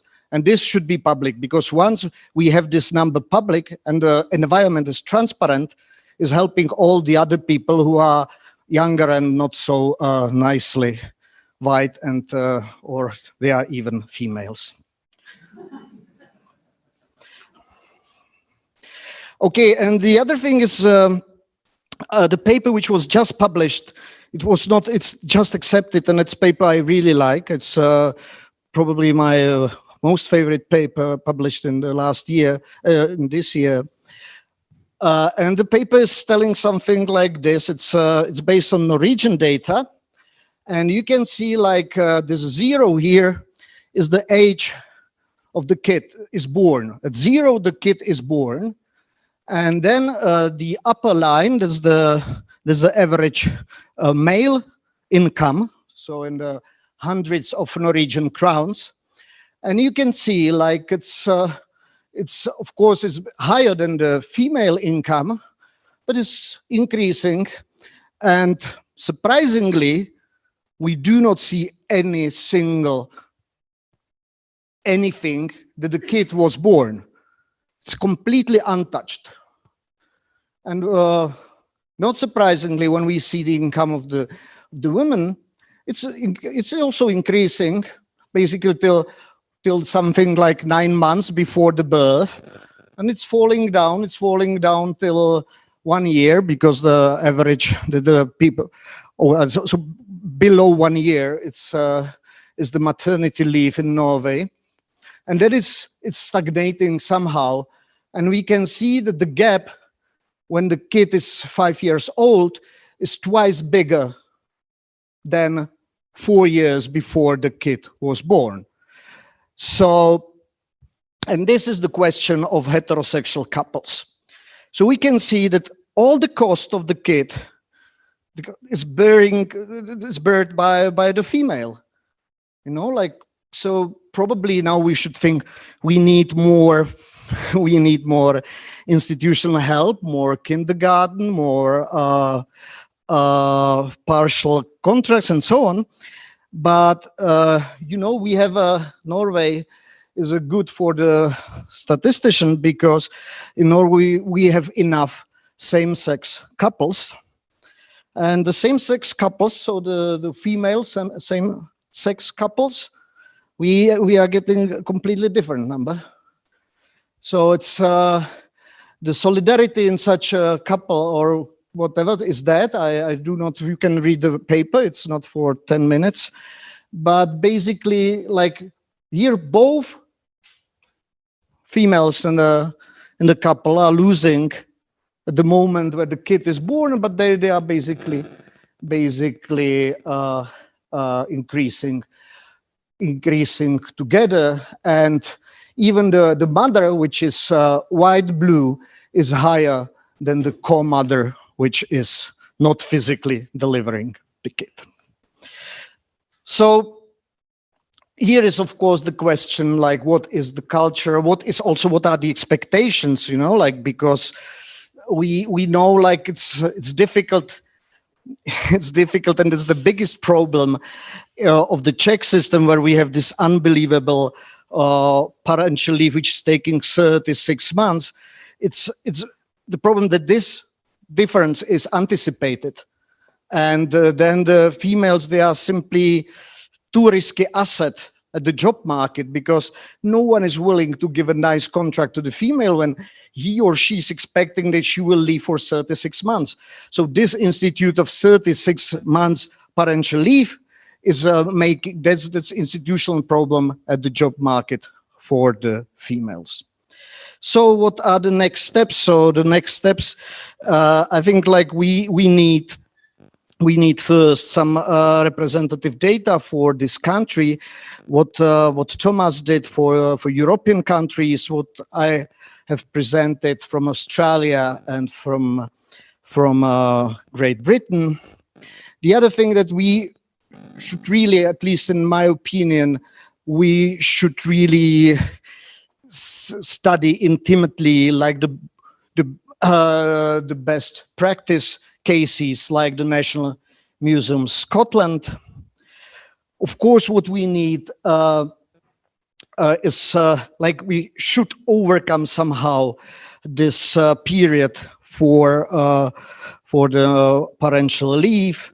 So, of course, we need part-time jobs. We need kindergartens and theaters. There is, I think, very good practice in the National Theatre in Prague. There is like a kindergarten which is more or less paid by the National Theatre, because National Theatre is providing the kindergarten with all the spaces, and it's paying 2 contracts is employing 2 people who are taking care for the kids. So for the parents, the employees of the National Theatre, they are paying €4 for day to put there the kids. This is unbelievable. So we need, of course, we can have even better institution. We can have, like, we can say the same thing. What is exactly in Germany, for example, you have the parental leave is not 36 months, it's 14. But from this 14, just 12 can be taken by one person. At least it was the situation when I was leaving Germany 6 years ago. So there we have a German guest, so you can tell me that I am wrong now. But it was like 14 together, but 12 is the maximum for one person. And then even the male is the risky asset, because the employer knows that the man can leave the job for 2 months, but the most people are doing that. And also, like, this system is changing the the culture in the society, because to be like quite primitive, you know, it's also difficult for the males, like in the patriarchal society, for the male to say, I would like to go for the parental leave. It's difficult. It's maybe not difficult to say it in the theater, but it's difficult to say to your parents and so on. However, if you will say to your parents, you know, like I'm taking just 2 months of parental leave because I will be paid for free, for nothing, you know, like it's good. It's nice thing. Otherwise, my wife, she will take only 12 months, and this 2 months will be not consumed. And I know I have exactly, like, I know these people were telling me this, and he said, you know, like my father, like 60 years old, who's completely against like parental leave in males. He told me, okay, yeah, I understand. You would be idiot if you would not take like this 2 months of holidays if the state is paying it to you. So go there, and I agree with this. So the institution can change a lot. And of course, the last thing I already did discuss, it's the importance of fair hiring processes and bargaining processes. Okay, thank you for your attention. Thank you. Thank you.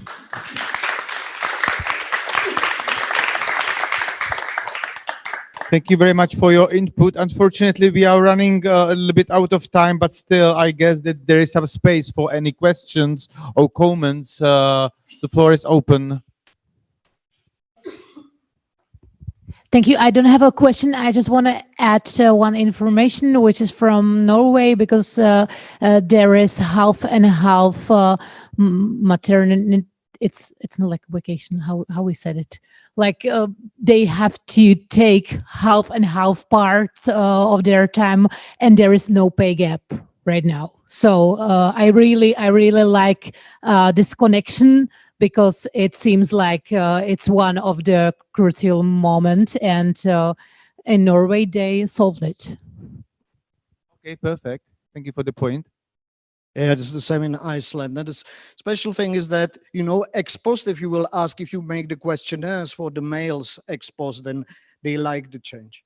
Everyone is happy. Like it's a Pareto improvement. It's just that we are not enough courage. Any other comment? Okay, so once again, thank you very much for joining us, Rene. Okay, and so last presentation, we are now opening a third block, which is composed, as I said, just by one presentation from Annemarie Short from Tafelhalle Nuremberg, and Annemarie, she studied theater and media studies, and now she's in charge of managing guest performances and financial matters, or still, maybe I'm wrong, but anyway, in 2017, as I can read here, you joined Tafelhalle in Nuremberg as a municipally led production house for the regional independent scene. Right, Okay. and I'm here to talk about this right now. And I'm really happy, and it's a kind of a hard change in topics. Christoph asked me to make this contribution. Huh? Yeah, you're right. So sorry for interrupting. No. Christoph asked me if we had a visit from a Czech delegation, because there's they are trying to build a Bavarian Czech network platform, and it was really nice meeting all you guys and seeing you so soon again, just over 1 month ago. And I showed him our venue, which is Tafelhalle. And we have a quite interesting cooperation model between the local independent scene in Nuremberg and us. We are part of the city of Nuremberg. This is why my presentation looks so funny.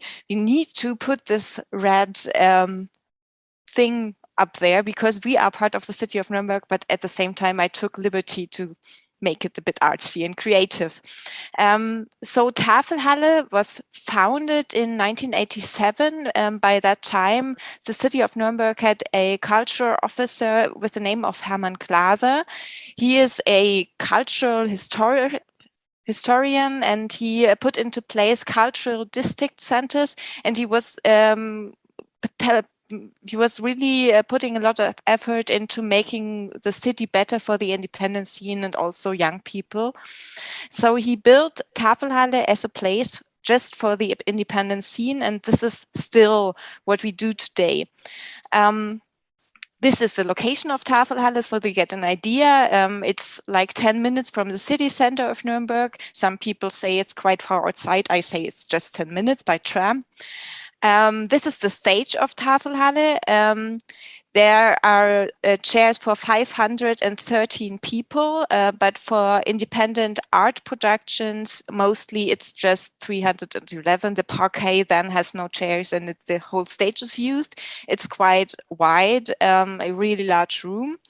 But what is our cooperation model with the independent scene? And I put this slide here as these German words are immer anders. We are municipally led. We are part of the city of Nuremberg, but in order to be able to produce the local independent scene, we need to find always different, immer andere ways. And also our program does not only consist of dance and theater productions, but also cabaret events, concerts, and we are even co-producing small free orchestras in Nuremberg. So it really is a mixture of everything. And this is also how we co-finance the independent scene. But let me get to that later. How does our cooperation model work? Basically, freelance artists are responsible for the art, for conception, production process, and of course the events. They are also responsible for funding. We do not take this responsibility from them. They book cast and crew, except the technicians, which we can provide. And we are in charge of the overall programming of the event. We are a team of 6 people in programming, booking, PR and stuff like that, and 6 people in technicians. Then there are 2 trainees and many, many free technicians and people you need to be able to run a house for the whole year. We also contribute to funding for the independent productions via a co-production fee and also fees for the events. I would say these contribution we are doing is at least 1/3 of the productions, and the other money needs to come from other state institutions, like from the Ministry of Culture of Bavaria. We also provide personnel, producers, but not production managers. This is me and another colleague of mine. We are just supporting the productions, like with everything they need during the rehearsal process. We also provide PR, we provide technicians, and we provide, as far as we can do it, infrastructure. The rooms for performances are rent-free. When we co-produce someone, he can rehearse there. It's just that we don't have a rehearsal space. So it's just we need to look at our schedules to make this possible. And we are also taking care of ticketing and sales and support whenever necessary. And as I say again, we are part of a city of Nuremberg. So we are communal space, we are municipally funded. But we are only able to do this because we use cross-financing from the income from cabaret shows and concerts. So from the outside, many people in Nuremberg just know Tafelhalle from cabaret events because that's when many, many, many people come in. And the dance and theater productions are not as well known. But still, this is the way we are now since 1987 supporting the local independent scene. Even though it was not always this way, I think this model is in place since 2010. How does a year work? How do you start a cooperation with Tafelhalle? First, you need to be an artist in Nuremberg region, preferably Nuremberg. Then we have a call for proposal up. you need to send in concepts. What are you thinking about today? And then we will do an interview with you and find out, does it fit in our program? As I said, our stage is quite large. Maybe it's not the place for an intimate solo performance.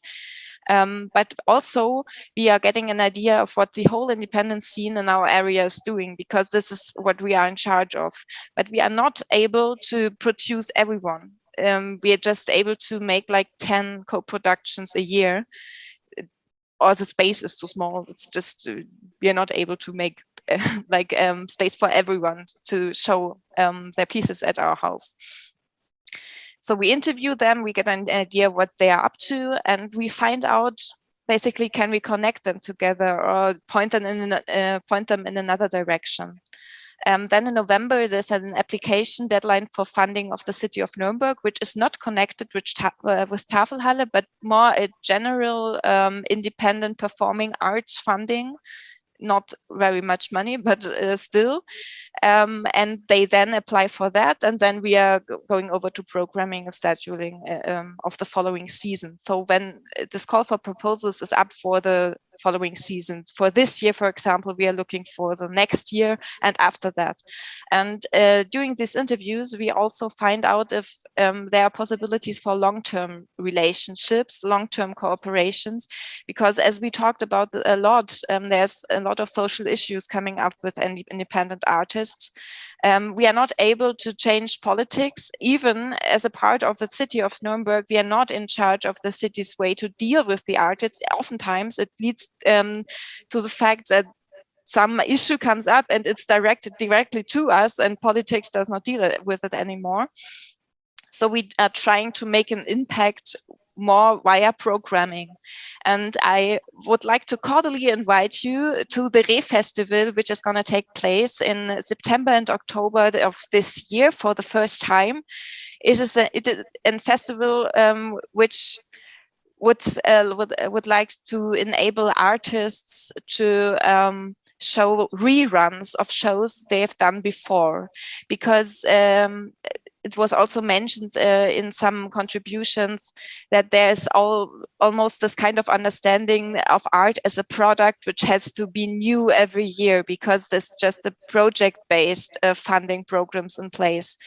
We would like to provide the space to look at old productions again and pick them up and rerun them in a festival.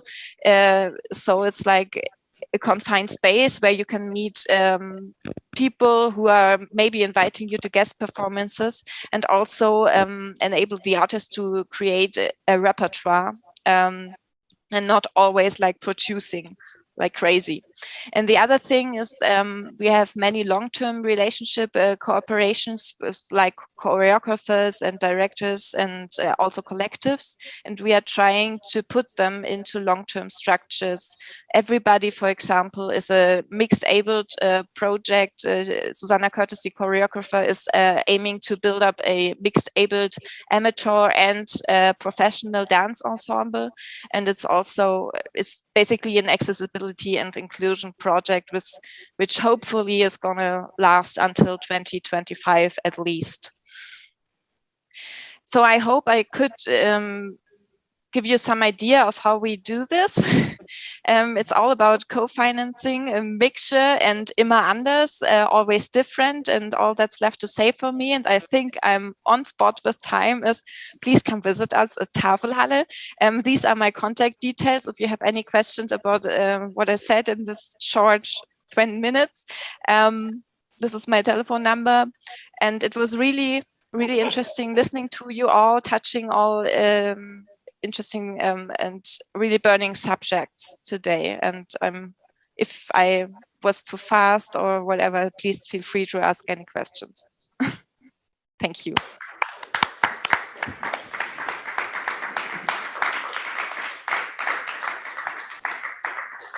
Annemarie, thank you very much for your contribution to this seminar. I've got just one question. Is it a rather exceptional case of such a successful collaboration between independent art scene and public body, or do you know if in Germany is there any No. This was the one thing I brushed over. No, we are, as far as we know, the only house in Germany which works this way. And I don't even know, please correct me if I'm wrong, I don't know of any house. It's just a Kampnagel in Hamburg, which is since 2 years ago, city of Hamburg has parts in it, but I didn't look into it how exactly it works.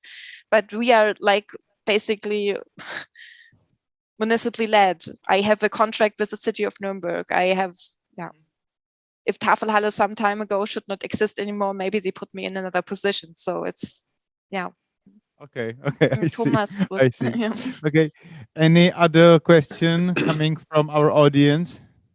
Maybe just one addition, because sorry, it's me talking from the sure. background. But I do know that Rodeo Festival in Munich works similarly. It's not a venue, but they're also city owned, and the people who run it have a contract with the city. they are like employees of the city. Yes, then it's the same way. We've got some questions here. Up there. Thank you very much. It's very interesting. And this RE Festival, maybe I mixed it, but just to clear it, this RE Festival is this open call is between June and August. No, or it's different. It's collaboration. So it's just the RE Festival was one example I wanted to make about how we are trying to make a cultural political impact. And the open call for proposals from the area of Nuremberg, like independent regional artists, is from July to August. And the RE Festival is also directed at Bavarian artists. Thank you. Yeah, sorry, it was quite fast.